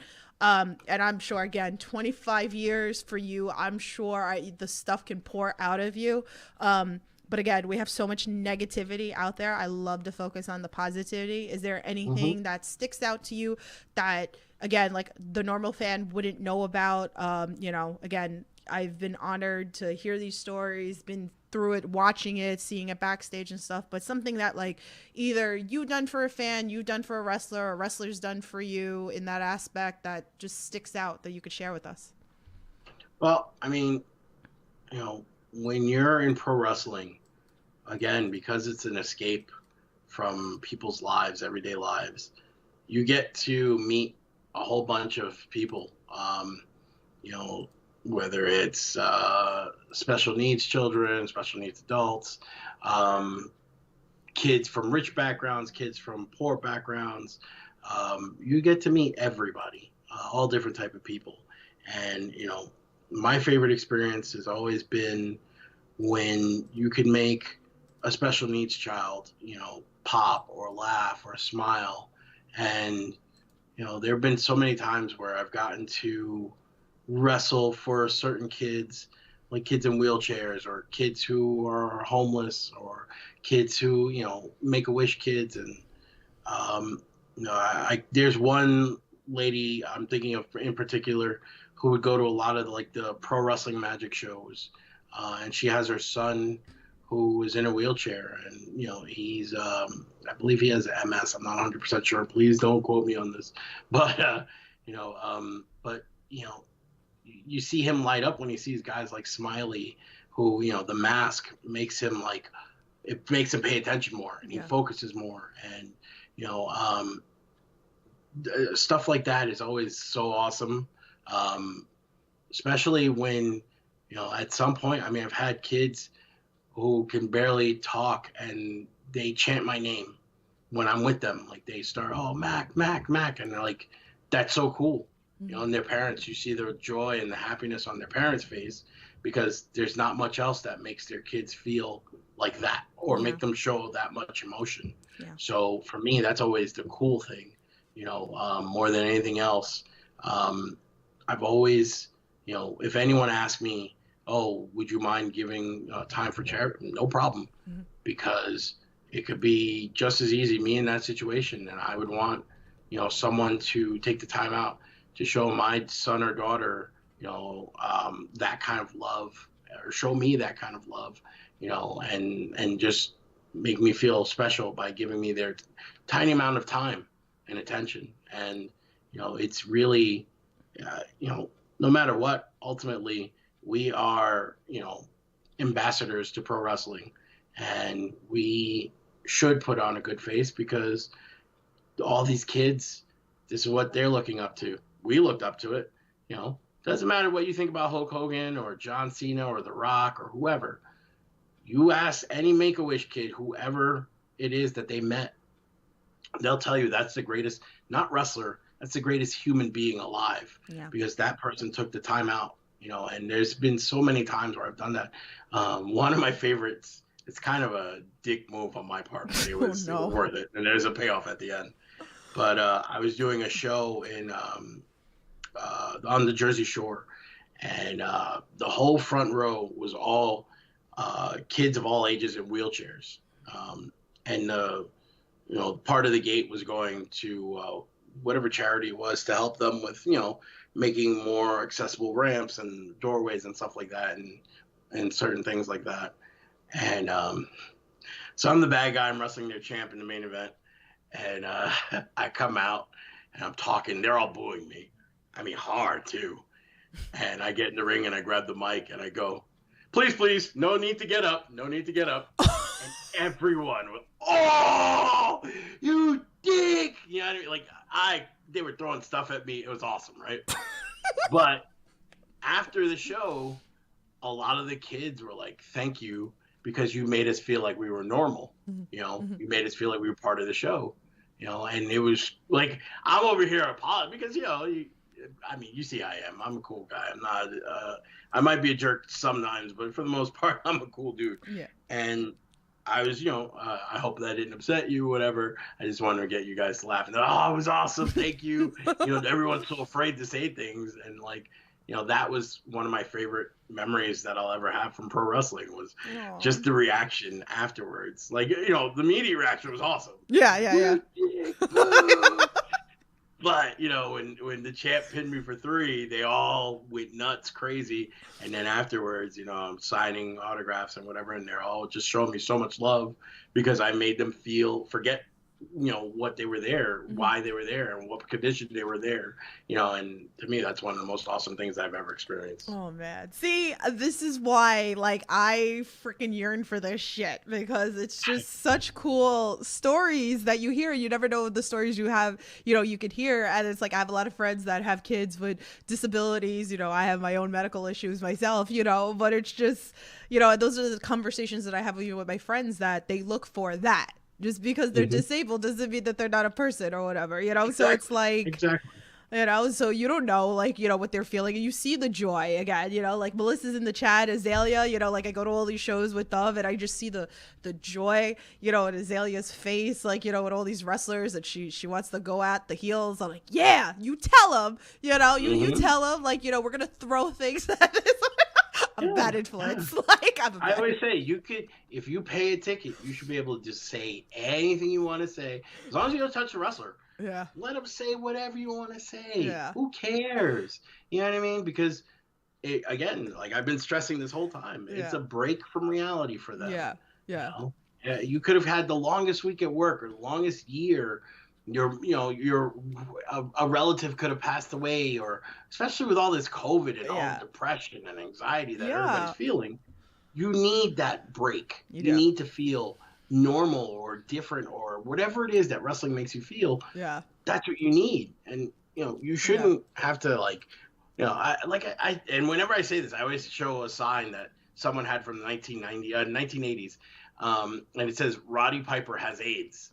And at the time, AIDS was the most serious thing you could have at the time. Right. And for a fan to pay for this sign to be made, you gotta love it. Like, to me, that's Roddy Piper doing his job. Yeah. You hated him so much that you spent money to have a sign printed that said that man has AIDS, even though we know he doesn't have AIDS. You know what I mean? But that man has AIDS. Damn it. That's awesome. Melissa brought up in the chat, Charles Mason flipped off Azalea and everybody gasped, and she said she was hysterical laughing. Yeah, exactly. So this is saying, like, it's not all serious, obviously you guys are entertaining us, so entertain us. Like, come at me, I don't care. Like, I'm gonna mouth off to you. I get hysterical. Today I shared the clip of Gangone ripping the number one husband sign, and it was like the funniest thing, but like, oh my god, he just like, okay, I like, it's okay. just a sign. It's a fucking sign. I was like, who cares? I was like, you have to expect that things like this are going to happen. I had that conversation with Nikki Adams one day, and we were talking about how like people get so sensitive, and she was like, we're entertaining and we're thinking that you guys want to play with us so that we come back at you. And I'm like, this is again, that's what I love about wrestling, and you can't take it so serious. It's exactly what it is. It's entertaining. It's entertaining. It's like you watch All My Children. I don't even know if All My Children is even still on there. I'm pretty sure it's not, but if you watch All My Children, right, do you believe that Erica Kane is really a millionaire who's a devious bitch? No, of course not. It's some actress, Susan Lucci, who, she's a millionaire who's really a devious bitch, but she's not friends. She's never going to talk to us. You know what I'm saying? Like, stuff like that. Yeah. Oh my God, I can't. So let's talk about. I bet you never thought All My Children of Susan Lucci was going to be brought up today. No, I never thought that. We like to have fun here, so so let's talk this card, okay? Because we said we're gonna talk about it. We keep going back and forth, and all I know is a whole shitload of my favorites are on this card. So I'm so stoked. So anybody that's gonna be there, I'll be the screaming loud one in the front row, losing my mind, because there is so many different matches on this card that I'm so hyped about. I talked to Frankie Picard on the phone about his match. I was so excited. I love Frankie Picard. Again, I wrote Rocket, on the side in DMs one day. I said, you don't understand how excited I am for you to wrestle Azrael. Like a whole bunch of people, like, again, Chris and Ross, like I talked to them the other day, and I was like, this is so exciting for you guys. I know Preacher, like, again, everybody on this card. It's insane. Like Low Life Louie and Chris Barton, like this shit's gonna be crazy. Like, my God. Like, I don't even know what to say. Like I said before, I am looking forward to it because, one, on paper, this is probably the strongest Titan show ever put out there. Yeah. And I'm very appreciative that Titan Championship Wrestling, the last 2 years, the 2 years that they've been in existence, I've been a main priority for them. And they've kept me happy more than any other company can ever try. With this show, this is a show that I would put together personally. There's a lot of things that, I had say in. You could tell who my guys are that I put on, but the other stuff, they would ask me and I'd be like, yeah, let's do that. That's pretty awesome. I'm down with that. You know what I mean? Yeah. And, they had me in mind for this card, and this is going to be one of those where I feel like it's going to be hard to have the best match of the night because every match is going to be awesome. Yeah. And even then, like, it's going to be hard to have the worst match of the night because every match is going to be awesome. Yeah. It's really a no lose for the fans. And, you know, like I said, it's really awesome that this show, they dedicated to me and my career. You know, I come from a place where, you know, I didn't really have that much family support with my pro wrestling career. My friends, my circle of friends, it's really small.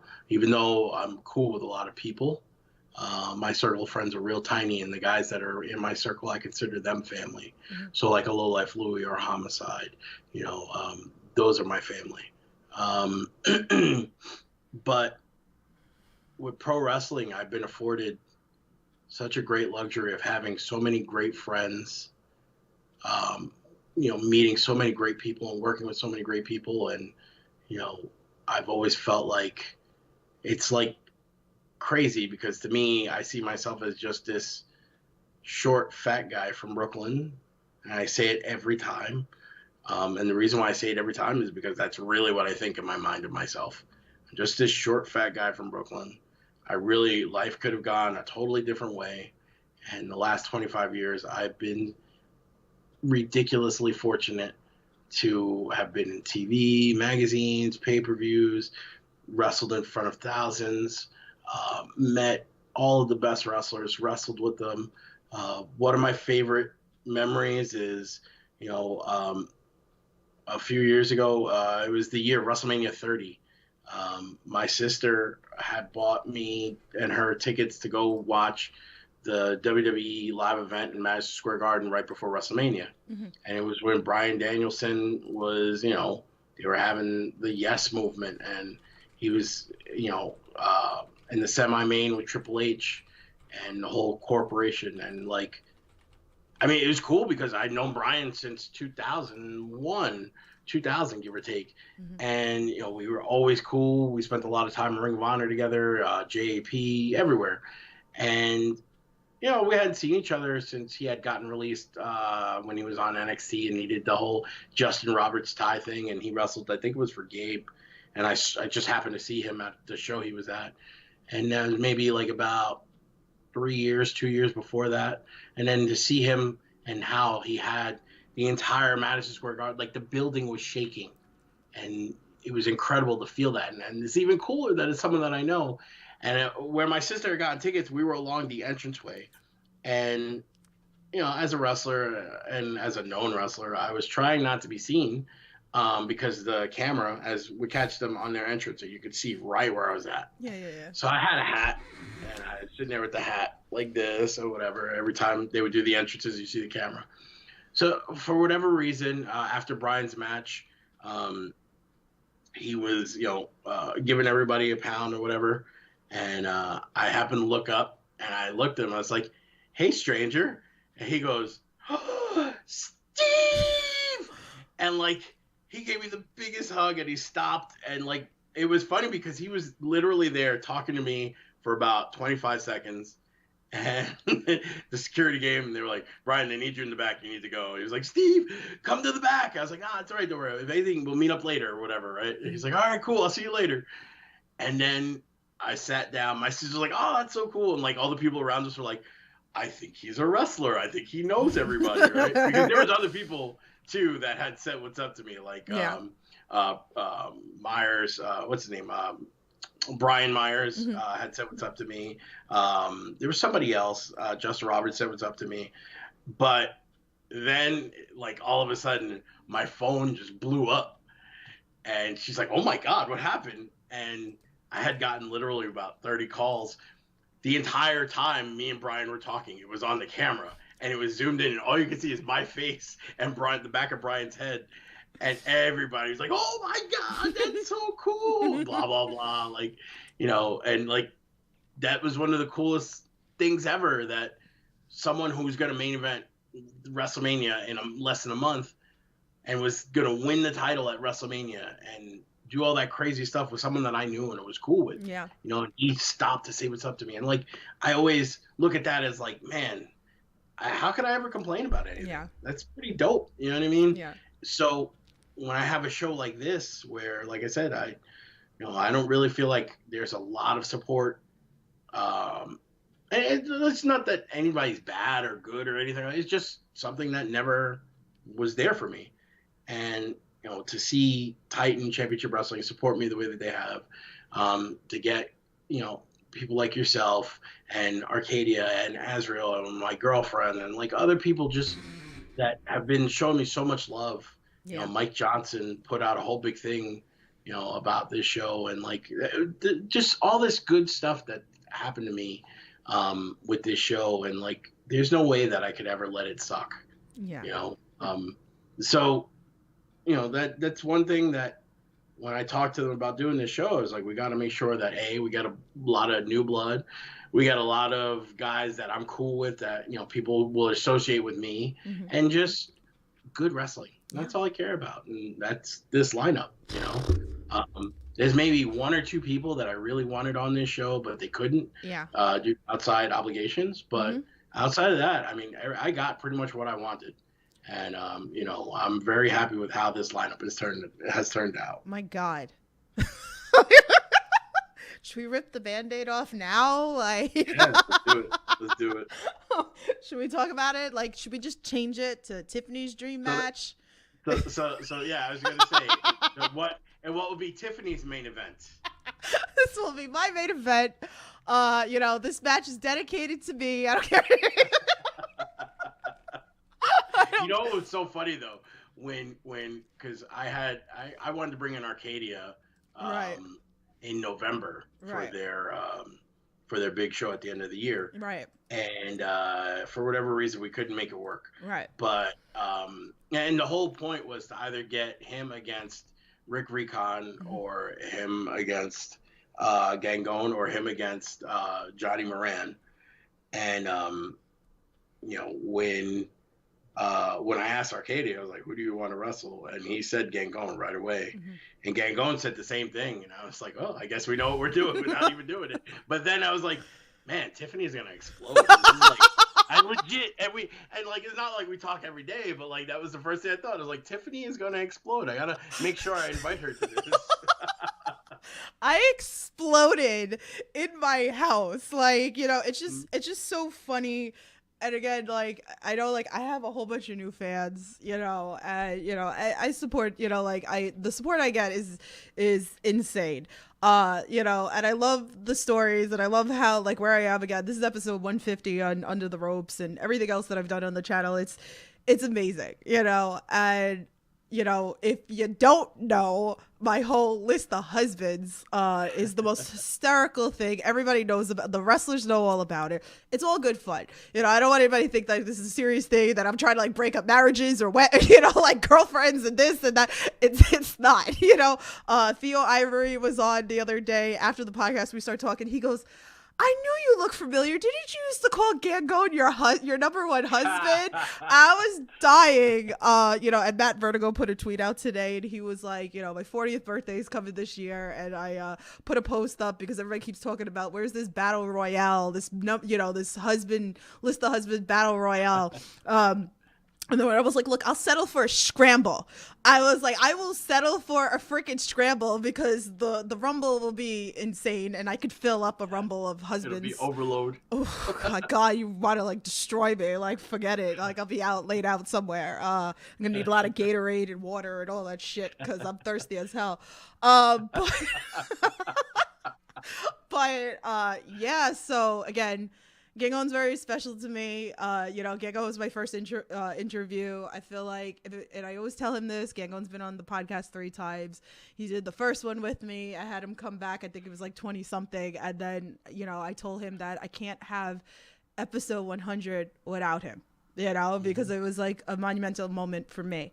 And I feel, and I always tell him this, and he'll deny it, and he always says it, and I fight him to it. I was like, if it wasn't for him, I wouldn't find other promotions. I wouldn't have found you, I wouldn't have, traveled to Jersey. I wouldn't have found the Kirks. Like, I wouldn't, and I know like he thinks that's crazy, but the amount of support that I showed him led me my path.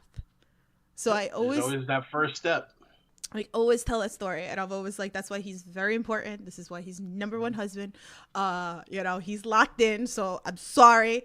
So now the joke is the the 4 horsemen of husbands, which is Gangone, Arcadia, Alex Zane, and JT Dunn. So that's the running joke right now. So Dave Cole made Arcadia and JT Dunn for me as a pop recently. So those are gonna be sent to me. I saw. But this match, I was like, I was like, I don't give a fuck. I was like, I don't know what obligations I was like, I'm canceling all my obligations. I was like, because I have to come to the show. So this is huge for me. I know that, you know, they wrestled singles. I've seen them wrestle in scrambles before. You know, so for me to see this live, you know, that was like, I always joke around. I'm like, if I didn't see it live, it didn't happen. So that's in my mind. Just so if Gangone or Arcadia is watching this, it didn't happen. Now it's going to happen. Well, now I don't really have to sell this match. I mean, you've done all the work for me. All I have to say is these are 2 of my favorite wrestlers. Anthony Gangone and I, we had a match last month, and the story to this is he beat me because I got counted out dealing with Jay Bougie, who was outside, and he got the win over me. And I think I've only lost 3 matches in the entire 2 years that I've been with Titan. So, I mean, that's something pretty cool. But, you know, the loss is a loss, and my payback to Gangone for beating me is Arcadia. You know, and I think that if there's any match to be match of the night, it'll probably be this. Just because the knowledge of wrestling experience these 2 guys have, just their overall charisma and, you know, ability is unmatched by a few, you know, by so many people. I mean, you know, it's hard to even like put to words how good these 2 guys are, how creative they are, how smart they are, you know, and this is going to be one that I'm definitely going to watch. You know, if I can only watch like 2 or 3 matches, this is definitely the top match that I'm going to watch on my show that day. You know, so maybe I'll find you and we'll sit together. And please come sit with me, like, because like I'm just gonna be hysterical, like that, like I can't, like I'm gonna lose my mind, and like again, like can we just put Tiffany's dream match or whatever? You know, I talked to Gangone, and I told him that I was coming, that I was like so excited, and he was saying how like that they have great chemistry. You know, and I know this, and it's again, you know, the whole joke aside with the list of husbands, they really are 2 of my favorite wrestlers. Like when it comes to indie wrestling, like they are phenomenal. You know, again, like you said, I could sit here and just talk about these 2 for like hours because that's how much I love them in the ring. If we could, it would be Monsta Among Men, Arcadia versus Gangone special. And like Iron Man match, you know, like whatever, you know. But I am hyped for this match. So if you guys haven't known by now how hyped I am, April's coming and Melissa's gonna be sitting with me, so hopefully they can keep a handle on me. You know, you can come sit with me. Better have extra bottles of water. Whew, my God. Okay, we're gonna move on to another round. Where do you want to talk about? Like again. Well, I feel like the next match we should talk about is Azrael and Rocket. My God. Like I said, I saw Rocket in that 3-way. Nikos Ricos is someone that I'm a huge fan of, in and out of the ring. I know a lot of people don't really are too much of a fan of Nikos Ricos because he's kind of a dick, but that's what I love about him. And but when he wrestles, I mean, he puts it on. When he chops you, he wants his handprint to be left from your chest to your back. Yeah. You know what I mean? And I know. You know, Smiley is somebody who's super creative, someone who, you know, is always being super innovative with everything he does in the ring.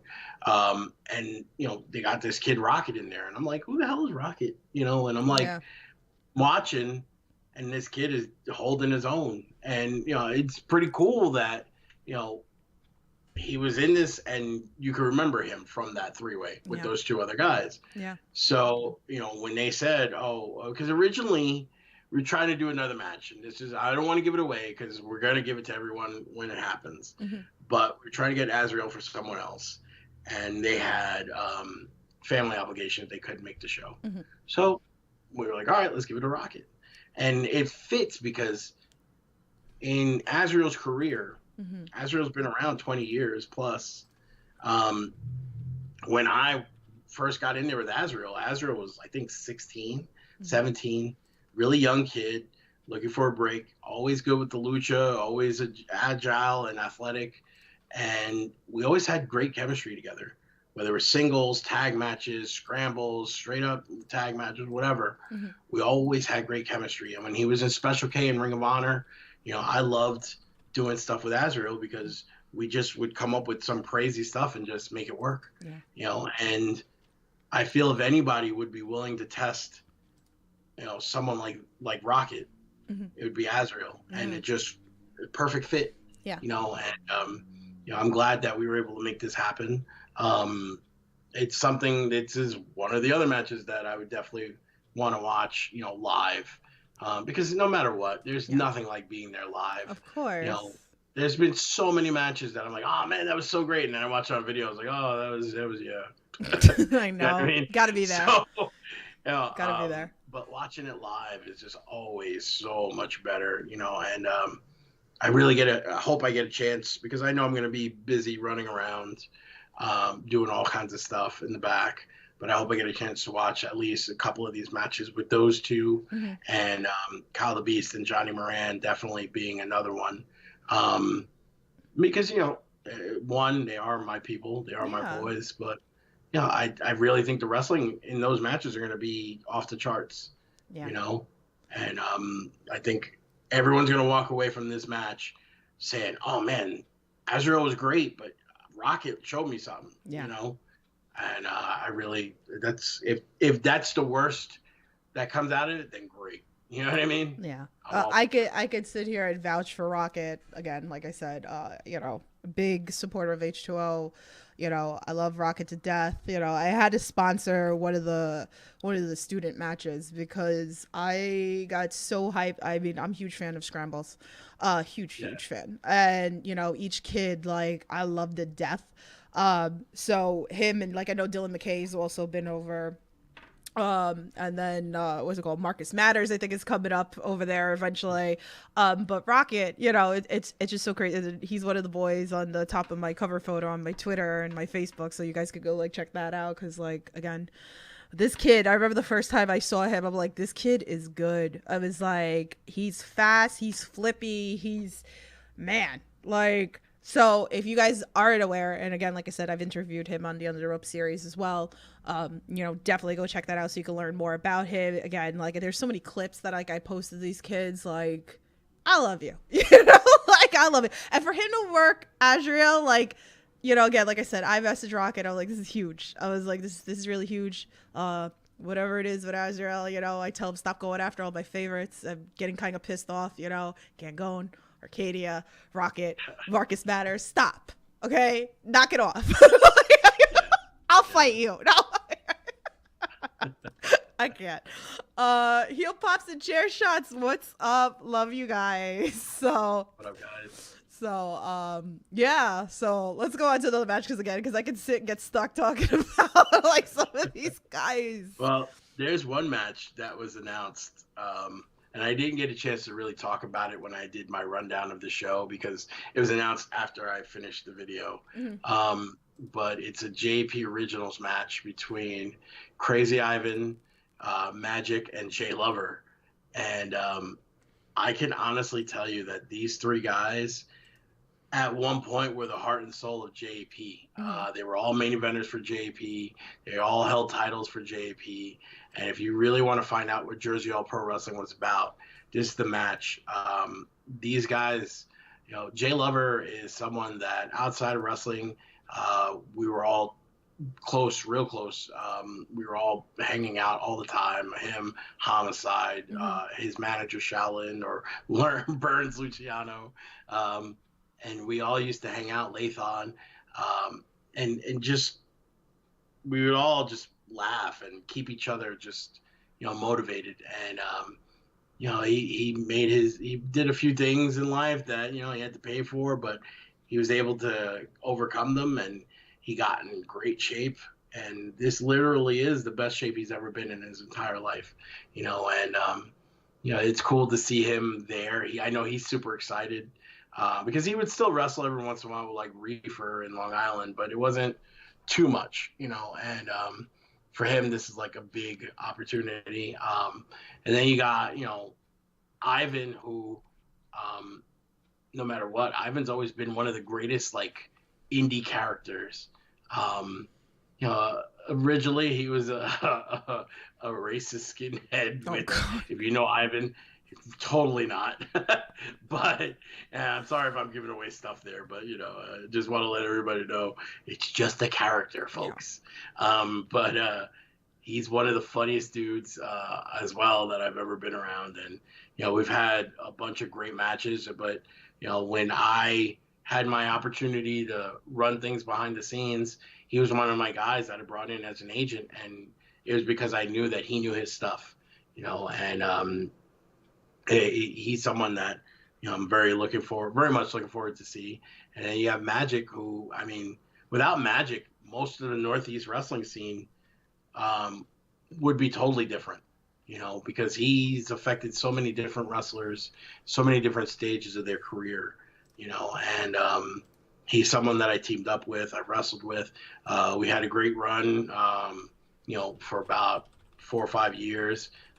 We were doing things all over the place on the Northeast, winning titles and stuff like that. And, Magic is just one of those really great individuals that wrestling is better for because he's around. Right. And, this is going to be one of those.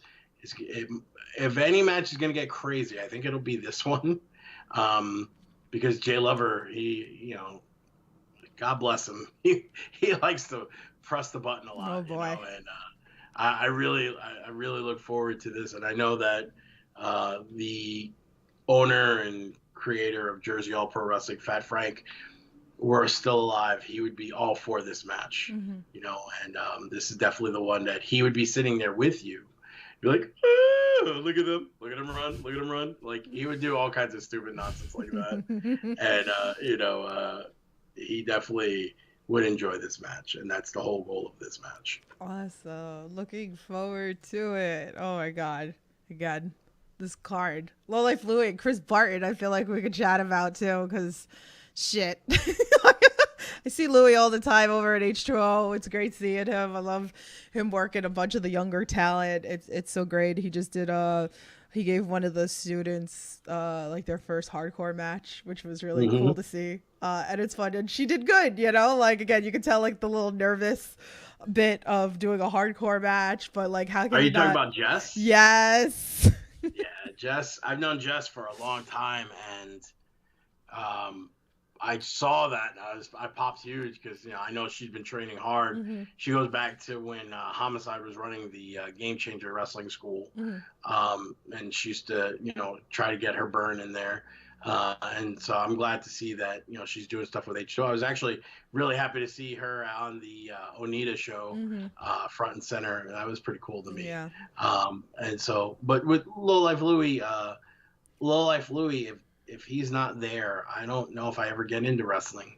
Low Life Louie had a place. He was running a company. It wasn't a company. It was just, it was a step above backyard wrestling because it wasn't a backyard. It was actually in a ring in an old church in Brooklyn that they used to tape for public access TV called Insane World Wrestling, IWW. And it was him, Mace Mendoza, Buffy from the Christopher Street Connection. Actually, the SAT, Quiet Storm and Red used to go to this place to wrestle too. There's a bunch of guys, Kevin Matthews from Wrestle Pro. We all were there, me and Loki, Homicide, Jay Lover, Magic, Shaolin, Larry Burns, Lathon. Lathon is the guy who taught us. He was another trainer that used to wrestle as well with us. But if it wasn't for Louie inviting me and Key to come down and wrestle for him and mess around, I don't know if we would ever got into it. He's the one that like put everything together, And through him, we met Homicide and Lathon, and we started training, and everything just took off from there. And so Louis is always someone that, going back to high school, we always say we were brothers. But if there's anybody I feel like is a real brother to me, it's Louis. Right. So he's always someone that I'm always looking out for, no matter what. And I'm always trying to make sure that no matter where I'm at, if I could get him in, I'm getting him in. And I know now he wrestles a lot to show his son how to do it, because his son wants to be a wrestler. And if I could show him, even his father, in a better light, then I'm all for it. And it's really cool that I get a chance to share this with Louis. Chris Barton is someone I've known for a while. He showed me a clip from one of the old Joel Maximo shows where he was sitting front row and he was like 15, and I was throwing somebody into a wall and suplexing like 5 guys at the same time. And like, it was pretty cool that he was there and he reminded me of it. And he's someone that's very respectful. I mean, he's a big man, so I'm always going to pay attention to the big guys in the business. Yeah. Guys like him and Wrecking Ball Legursky, guys that, I could see have so much potential. And if I could give them a couple of words to help them steer their career into a better trajectory, then I'm all for it. And Chris Barton is definitely one of those guys. Yeah. I've enjoyed watching him. He talks pretty good. He's got a few things left to polish off, but I think being in there with someone like a Low Life Louis is only going to make him better, and I think this is going to be one of those matches that people are going to be surprised by, both Louis and Barton, with some of the stuff that they do. Yeah. And I hope I'm right. By the way, Little Louie's in the chat. What's up, Little Louie? Low Life Louie's son. He's so sweet. He said, Uncle Steve Mack, this Saturday is all for you. Oh, Wrecking Ball did get signed by NWA? Is that true? Yeah. Oh, wow. Yeah, he's been part of a tag team called the Fixers. Oh, wow. And it's cool to see. We were talking when we did the last Catalyst show, and he was super thankful and appreciative for all the stuff that I helped him with. So I told him I was proud of him, because it's cool that he's getting a chance to do something, and it's being seen by everybody, and that's really what it's all about. Yeah, you know what I mean? That's great. What's the next match you want to talk about? Frankie Picard's match. Okay. Ben Castle. I, like you, have been a fan of Frankie Picard. I think that, Frankie really is at a place, he's at a crossroads in his career. I feel like he could be one of those guys gets called up constantly for AEW, or something like that. But then a lot of times I feel like he holds himself back. I really believe that, he has a lot of talent, and a lot of people believe that. It's not just me. Yeah. But I really believe that, he can be more than what he's allowing himself to be. Right. And this is coming personal. I mean, I feel like I could say this. But like, when I see stuff like, and I get it, it's part of his gimmick, but when he's got a picture where he's holding a cigarette in his mouth, that turns me off. You know what I mean?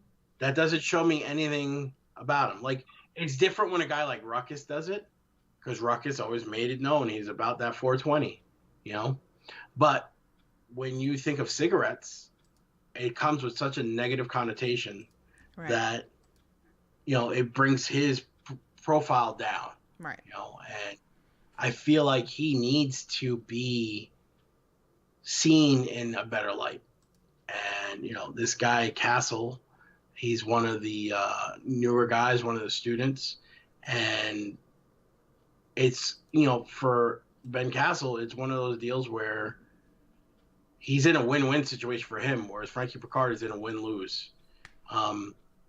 If he wins and, he has a good performance, then it's the first step onto, the ladder of success. But if he doesn't win, then it's just affirming what people think of him, And I'm not saying that it's a popular opinion. I'm just saying that it's something that he's one of those guys that, like, you could be talking highly of him or you could be talking nothing of him. It's really on him and what he does, if that makes any sense. No, I get it. I totally get it. And that's the thing. Like, he could be mad about what I'm saying, but I'm pretty sure he knows that I'm telling the truth. And if he really wants to say something to me at the show on Saturday, he can, But I'm doing this because everyone knows that when you talk to me, you get straight up. And, I'm always going to give you an honest opinion, whether it's good, bad, or indifferent, because that way, you could always come to me and get something that I see, which is my version of the truth, but is as close to what it really is as possible, if that makes sense. No, it makes total sense. So I'm looking forward to this match. It's gonna be a banger. I'm excited. So is that what the kids Let's call talk it? about the tag title match. Yeah, let's do it. PJ Savage and Ransom against your boys, Ross and My Bradley. boys. My boys. I love them very much. Chris and Ross. I like to, joke around. Again, two people, they've been on the podcast. You want to learn a little bit more about them. I've done those interviews separately with them, so we got to talk about it. Chris Bradley, I like to call him Rice-A-Roni. So if anybody wants to throw that out as a chant on Saturday, I'll pop. We have a joke because we said that he looks like Ronnie from Jersey Shore. He knows this, obviously, and I spelled it RONI, and someone thought, as a joke, because I was live doing the interview and I was trying to type it very fast, and they were like, what? Rice-A-Roni? So we have this whole joke that we call him Rice-A-Roni. I brought him Rice-A-Roni at one of the H2O shows. But these kids are great. They're gearing up. 3-time tag team champions over at H2O. Yeah, I know my shit. They got a great match coming up in a couple of weeks. So I'm really excited that they have this opportunity to work, under you as well. I think they're going to learn a lot. So, but shit. Well, the guys that they're in there with, PJ Savage and Ransom.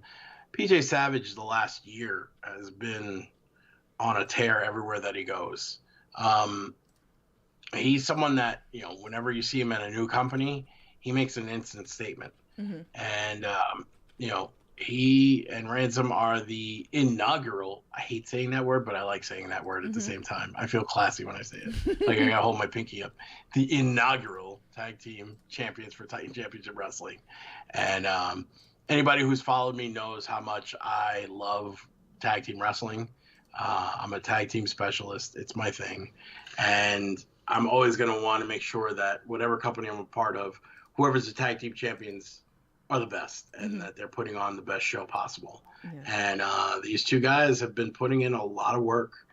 And I expect a total slugfest from this match. I feel like these 4 guys are going to definitely come home with a bunch of bruises. And it's going to be a good, hard-fought battle. I think the crowd is going to enjoy seeing 4 guys beat the crap out of each other. Yeah. The way that these guys are going to beat the crap out of each other. Man, it's going to be so good. I'm here for it. Let's see what else. Like heel pops and chair shots. Tom's River, you say? Yeah, get your ass to the show. I need backup for Arcadia and Gangone. Like, I need backup.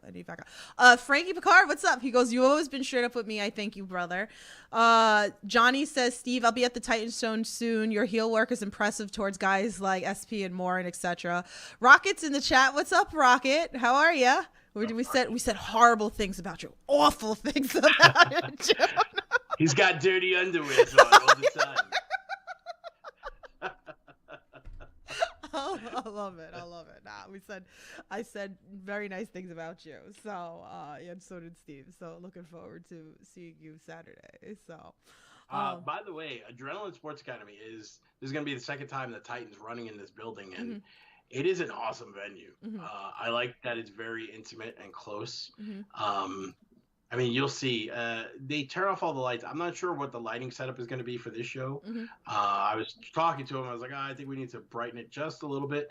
But if they turn off all the lights again, it's going to feel like an old school wrestling event where only the spotlights are on in the wrestling ring. But I really enjoy this venue. Like I said, it's very intimate, and it's definitely one where if you're talking in the last row, I'm going to hear you. And if you say something stupid, I'm going to answer you. So. Well, I will say it to your face. No, I have no shame. So I don't care. I'll be standing up and, you know, I'm ready for it. I'm ready. You know, I got the ammo ready. I know. I can't deal. Yeah, where do you want to go next? Let's talk about the women. Yeah, let's go. Yeah. Let's go. The newcomer, JC Storm, Mm-hmm. that she is, from what I understand, has been training under Damian Adams, who is an old tag team partner of mine, but is also one of the best trainers when it comes to female wrestling in the last 20 years. Some of his names under his roster are some of the best wrestlers on TV in the world. I mean, in fact, the best wrestler, if you ask many people, Deonna Purrazzo was trained under Damian Adams. And that should tell you something about the pedigree of athlete that JC Storm is bringing. She's been making a lot of name for herself. Because, you know, again, I pay attention to what's going on. I'm always on the lookout. I really should be a scout or an agent or something like that because, you know, that's what I'm good at. Yeah. But, you know, you hear a lot of names come up, and she's definitely someone that keeps coming up. But the person she's going in there with is one of my favorites for the last 2 years that I've been around this person, and that is Ms. Riley Shepard. Mm-hmm. She's the current Goddesses of War champion, Titan Championship Wrestling Women's Champion. I made fun of myself because I kept calling it the Women's Championship when I was doing the hype up video. But you know, she's the Goddesses champion, and she's coming off a year where she feuded with one of the best on the East Coast in Vicious Vicky, and they had brutal wars. I mean, they had this one last man standing match where I was in the back and I could hear them when they would hit each other, like if I was right next to them, you know. And you usually don't get that from a lot of women, you know, and or you don't get that from a lot of guys either. But you know, I'm sitting there, I'm like, damn, these two are really like going at it, and that's what's up, you know. Yeah. And Riley has been on a whole nother level. She's been putting so much work in at the gym. Her wrestling has just gone up leaps and bounds over the last 2 years from when I saw her at first to now. She's just a totally different animal, and you know, she's the bad guy now.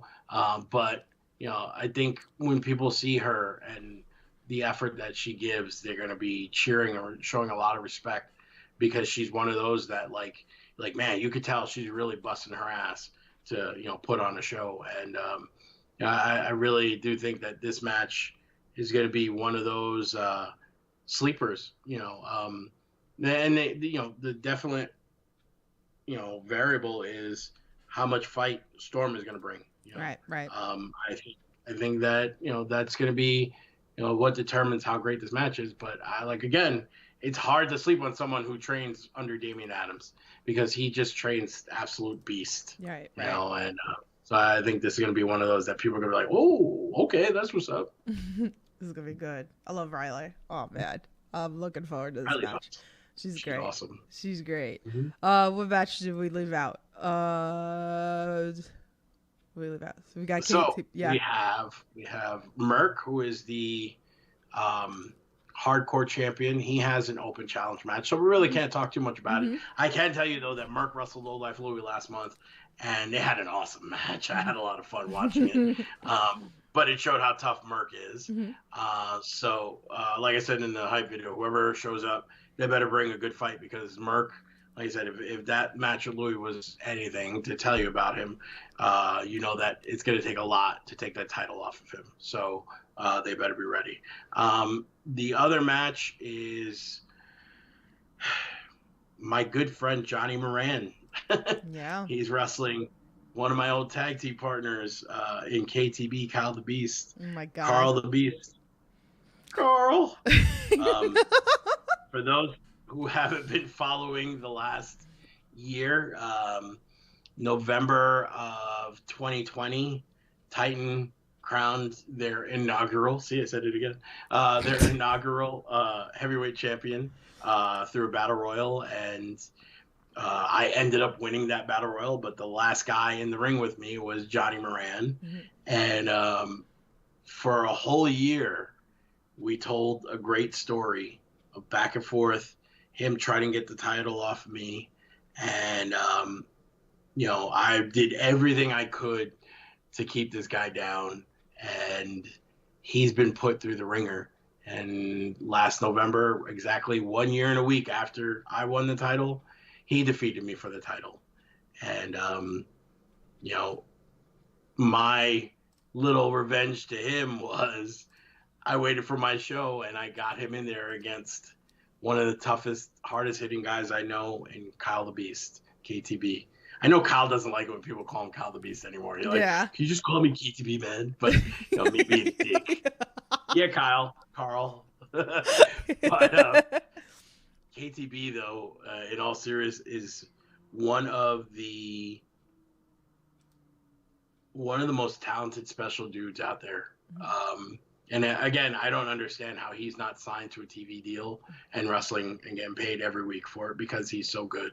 You know, he's one of those guys that you could put him in there with anybody, from a rookie to a veteran, and it's going to be an awesome match. You know, he gives 1,000%. And, you know, I remember seeing him when he was 14 years old, fat, chubby kid, wrestling in like the dumbest of, you know, gimmick matches, and going from that into seeing him become Kyle the Beast, into seeing him become KTB is like such an awesome thing for me to witness, you know. And I really do hope that, you know, he pushes Johnny Moran to his limit, because I expect nothing less. Yeah. And I expect Johnny Moran to answer the challenge. Johnny, for all the nonsense I put Johnny through, you know, he's a really good guy and a great wrestler. And I think that he needs to be shown a little bit of how tough he can be. And once he sees that, then, you know, he starts to believe, and then he starts going to that next level that those guys who are on the indies go from being indie superstars to superstars, you know. And he needs more guys like KTB to elevate him and bring him up to that next level. And like I said, hopefully, I'm pretty sure that this is going to be one of the best matches of the night, just because of the two guys involved, you know. And if I have my say, they'll be first half main event, and I'll be, you know, main event, because it's about me. Yes.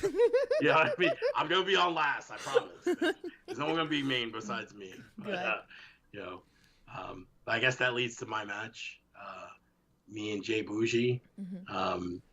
Again, he's someone that I saw one of the guys that I respected in Magic take a chance on him and make him, I believe it's like the Lucha champion, American Lucha's champion for Funhouse. I forget what his title. I forget everything. I'm old. 25 years is a long time. A lot of headshots. You forget things. You know what I mean? But, you know, he's someone, though, that has been a lot of people who come to Titan, they always mention Jay Bougie, you know, because, you know, you talk to the fans and you're always seeing what's up. And you know me, you know, I'm always talking to all the fans. I feel like every fan knows me, like, oh, what's up? We were just hanging out the other day or something. You know what I mean? And I think, like, you see it all the time when we hang out at shows, that, like, everybody's coming up to me. But I do it because I want to see what the fans are feeling. I want to see what the fans are thinking, what they're into, what they're not into. Right. And Jay Bougie is one of the guys that they're really into. And, you know, he's someone that he comes from where I came from. Right. He comes from Brooklyn. He went to Johnny Rod's school. You know, he's not from a rich, wealthy family. You know, he's coming up the hard way. And in this business, you know, you get guys like Eddie Kingston. Eddie Kingston grew up in New York. He used to come to Jersey All-Pro all the time. But Eddie Kingston, you know, could have hung out with us and trained with us. He didn't take that route. Right. He went out to, you know, places like Indiana with his partner Blackjack, and out in the Midwest, and he ended up making a name for himself out there, and then conquered the East Coast, his home, you know, and Chris Dickinson did the same thing. Chris Dickinson grew up. He was a 13-year-old kid when I met him, and him and Jaka, they used to follow me at the mall when I would go around Staten Island Mall. You know what I mean? Like, oh, it's Steve Mack. You know what I mean? And he was another one. He tried to come up, but he had to go away and make his name out in Ohio and Indiana and Chicago, Detroit. And then he came back home and he blew up. And now Dickinson's one of the hottest guys. Kinks is one of the hottest guys, period, around the world. And for someone like Rocket, I feel like it's the same deal. He has to leave his home, make a name for himself elsewhere, and then go back home. New York is a hard place to make it, no matter what. I mean, you're from New York. You know how it is, the daily grind.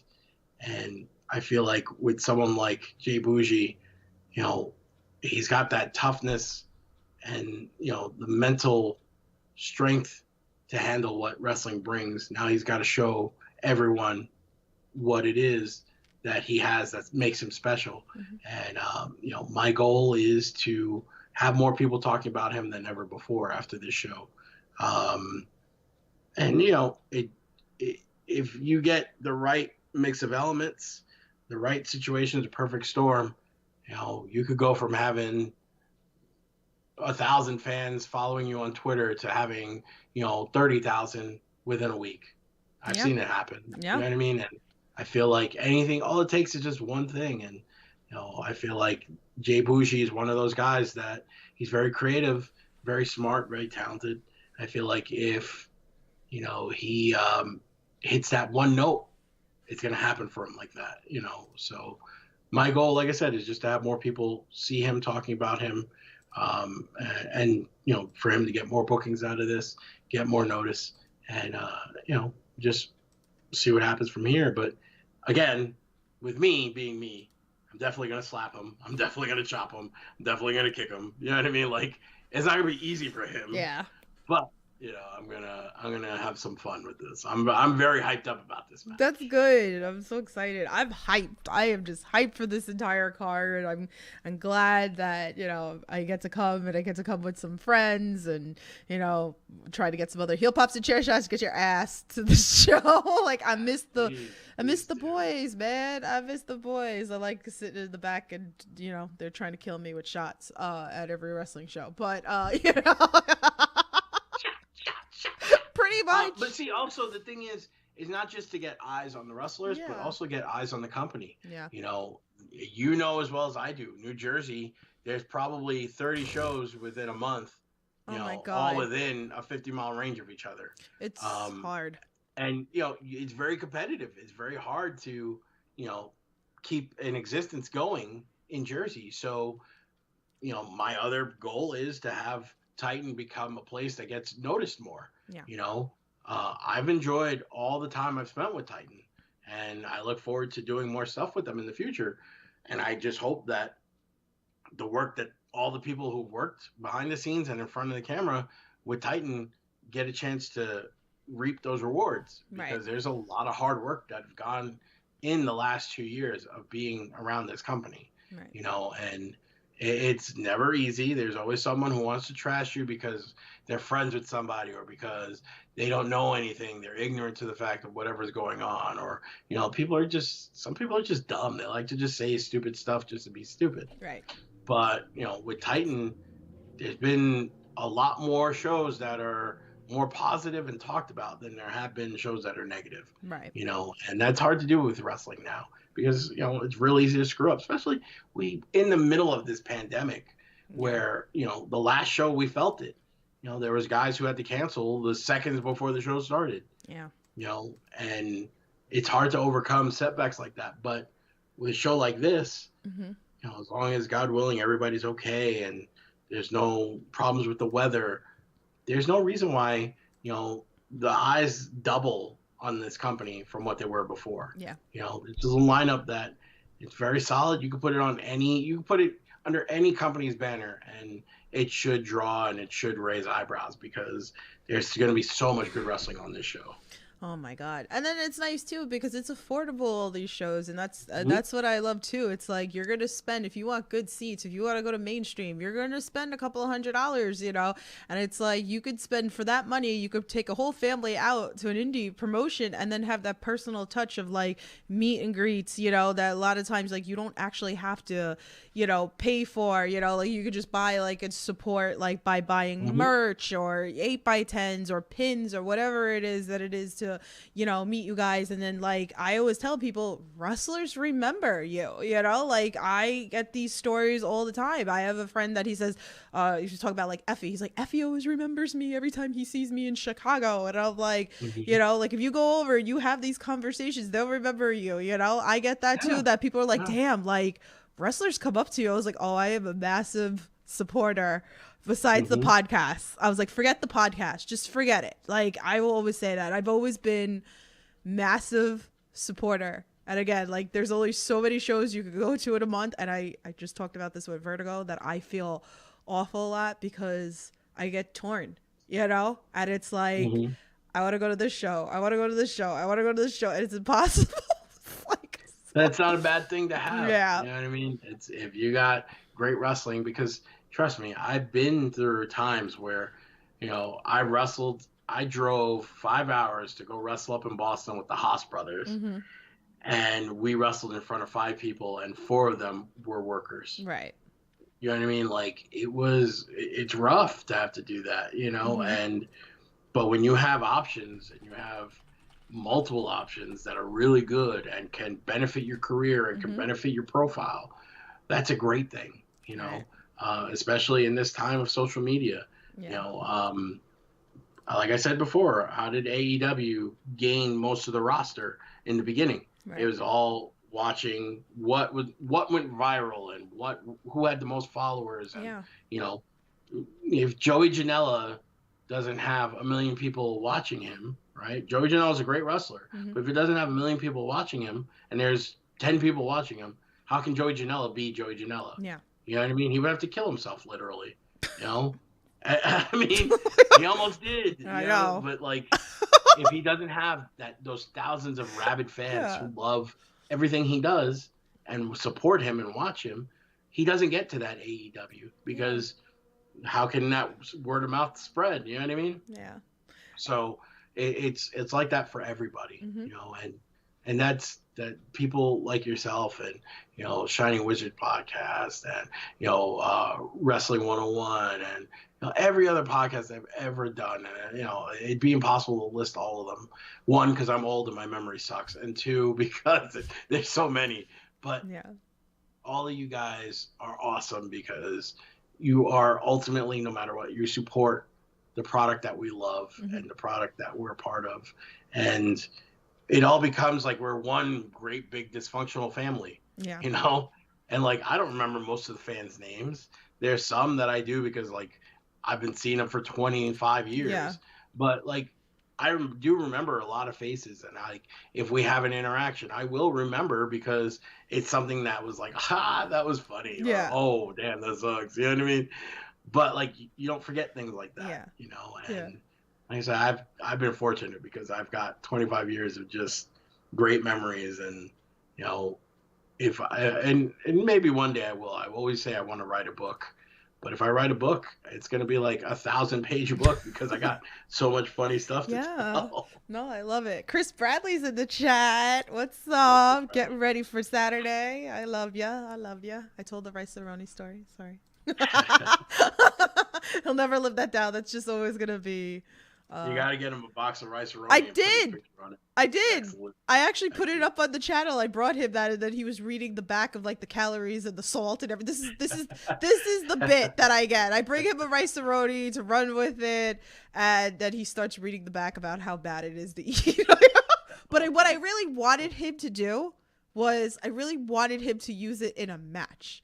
That's what I wanted him to do. I wanted him to open up the box, throw all the Rice-A-Roni on the mat, and then throw his opponent into the freaking Rice-A-Roni. Matt Tremont was all for it. He bust out laughing. He was like, Tiffany wants me to do this. He's like, yum.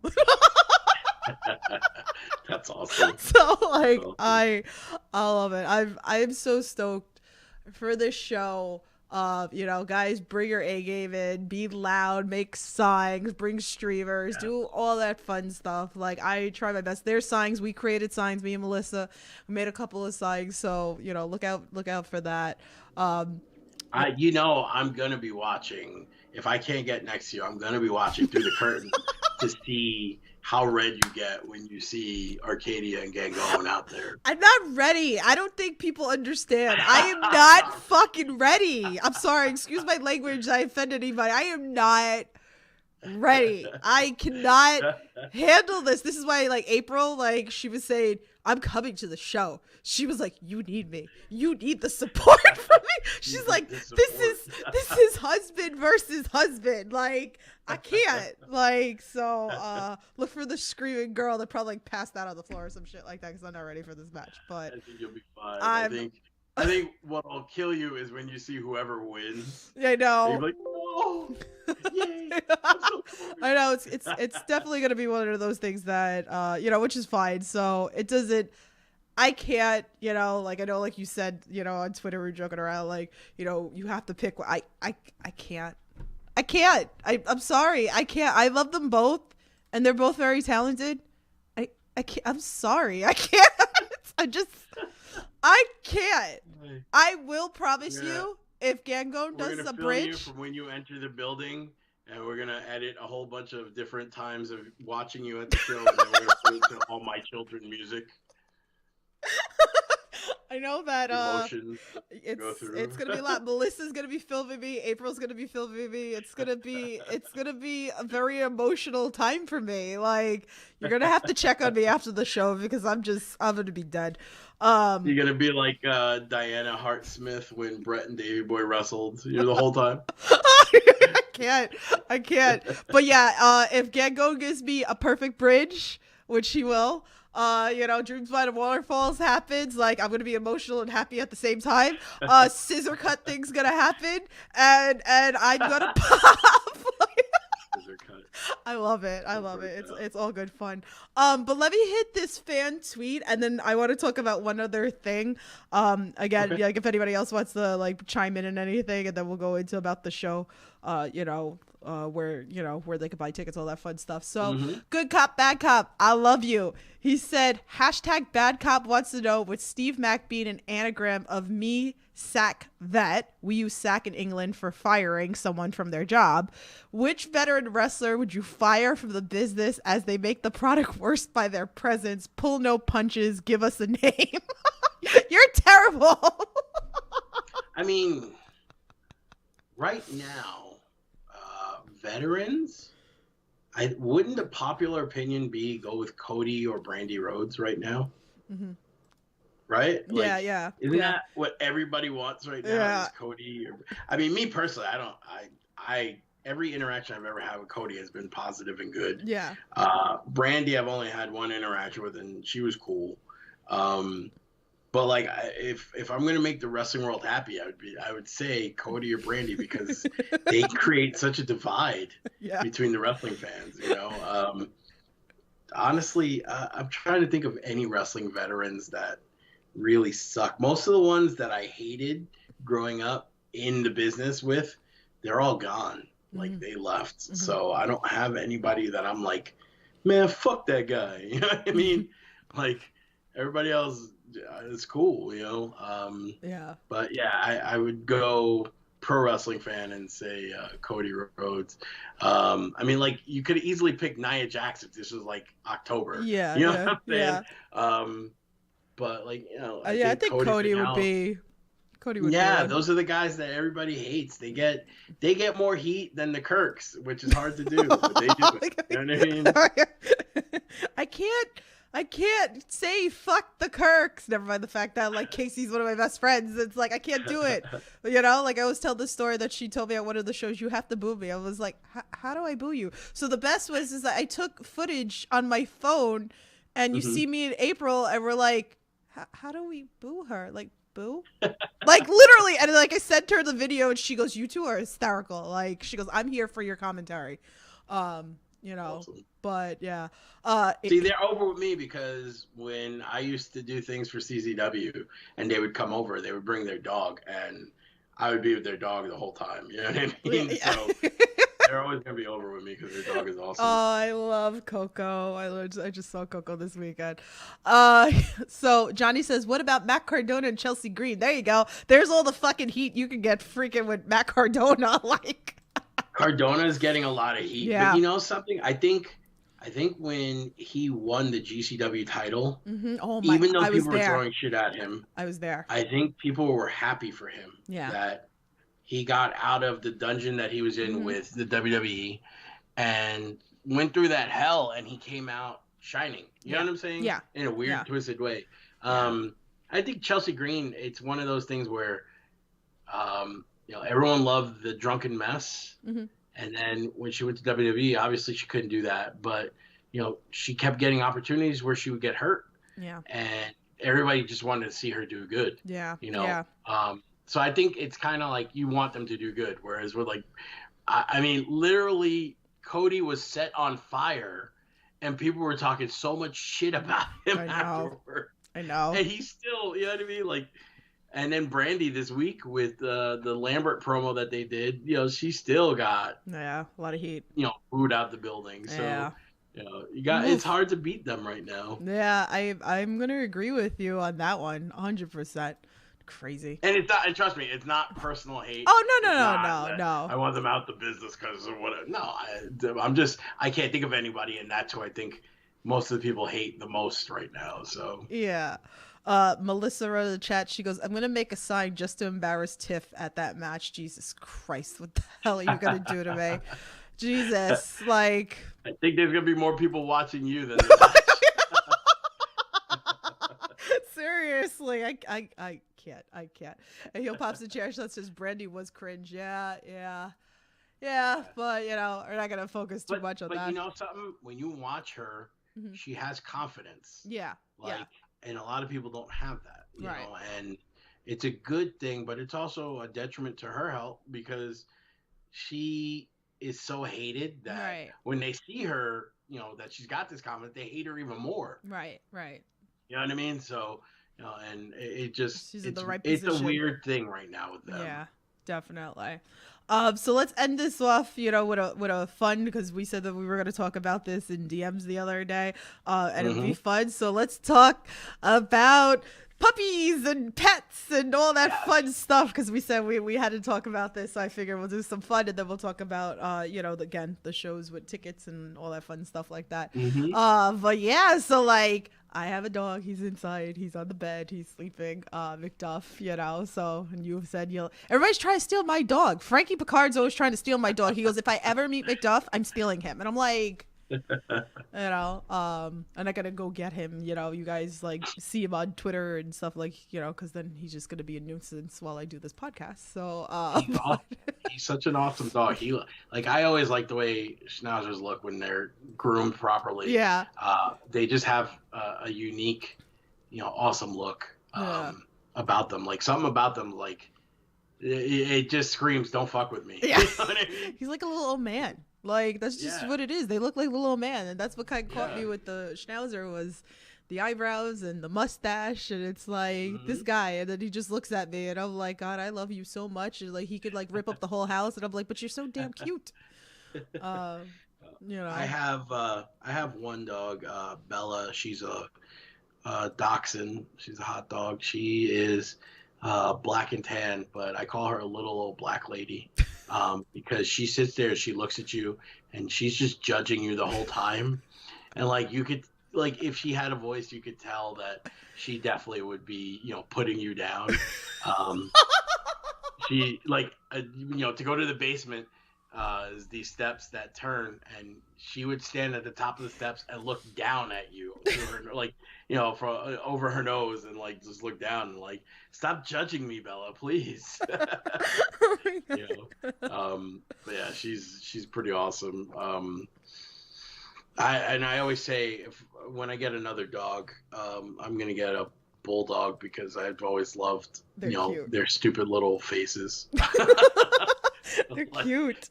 You gotta call it awesome. Like Muggsy. I always said that if I would get one, I would call it Muggsy. Like, I don't know. It's just like, their face, they look like a Muggsy, like, to me. I mean, I like M's. I'm obsessed with M's for dogs. So if I ever got one of those, it would be Muggsy. My girl said if we get a bulldog, we're going to name him Pawsey Osborne. Oh, my. I'm dead. I'm done. Yeah. Like. Yeah. Yes. So I'm like, all right, you can call him Pawsey, but I'm still going to call him, Bill or Ed or some normal name because I'm stupid like that. I love it. And then it's funny because it's like you come up with like a million different names for like your dog. Yeah, of course. So it's like it's McDuff, but I never call him like McDuff really. It's always like Duff or Duffy or, like I have like a million stupid name, Poopy, like, like all sorts of things. And I was like, it's not his name. It's like, what are you saying, human? What are you saying? So. I'm sure that, when other dogs see each other, they're like, yo, my human is so fucking dumb. What the fuck? Like, can you believe this idiot said this to me? Like, that's not my name, stupid. You know my name. It's not fucking Bellawella or whatever the fuck stupid shit. I'm not a baby. I'm older than you. I'm 77. What are you, fucking 35? You're not even fucking 4. But, I'm your elder. Respect me, bitch. So I wanted to end it off on that because I'm dead. I am so dead. Well, we just got to shout out the one animal that we both were in agreement was the cutest thing was that skunk. Oh, yes. We were talking about the skunk the other day. I forgot about that. Yep. So you were right. It was the one up in, that used to come up to, God, why can't I think of the name of the company now? The company that no longer exists. That no longer exists. Yes. But yeah, it was that one. The one in Indiana, I don't think it exists. I don't think it's real. I think I made it up. Because I'm thinking I was like, yeah, I'm pretty sure it was Indiana. It was in some fucking redneck town that they had a skunk. Uh-huh. But I've also seen weird shit like foxes at shows. I've definitely seen a few birds at shows. Fucking...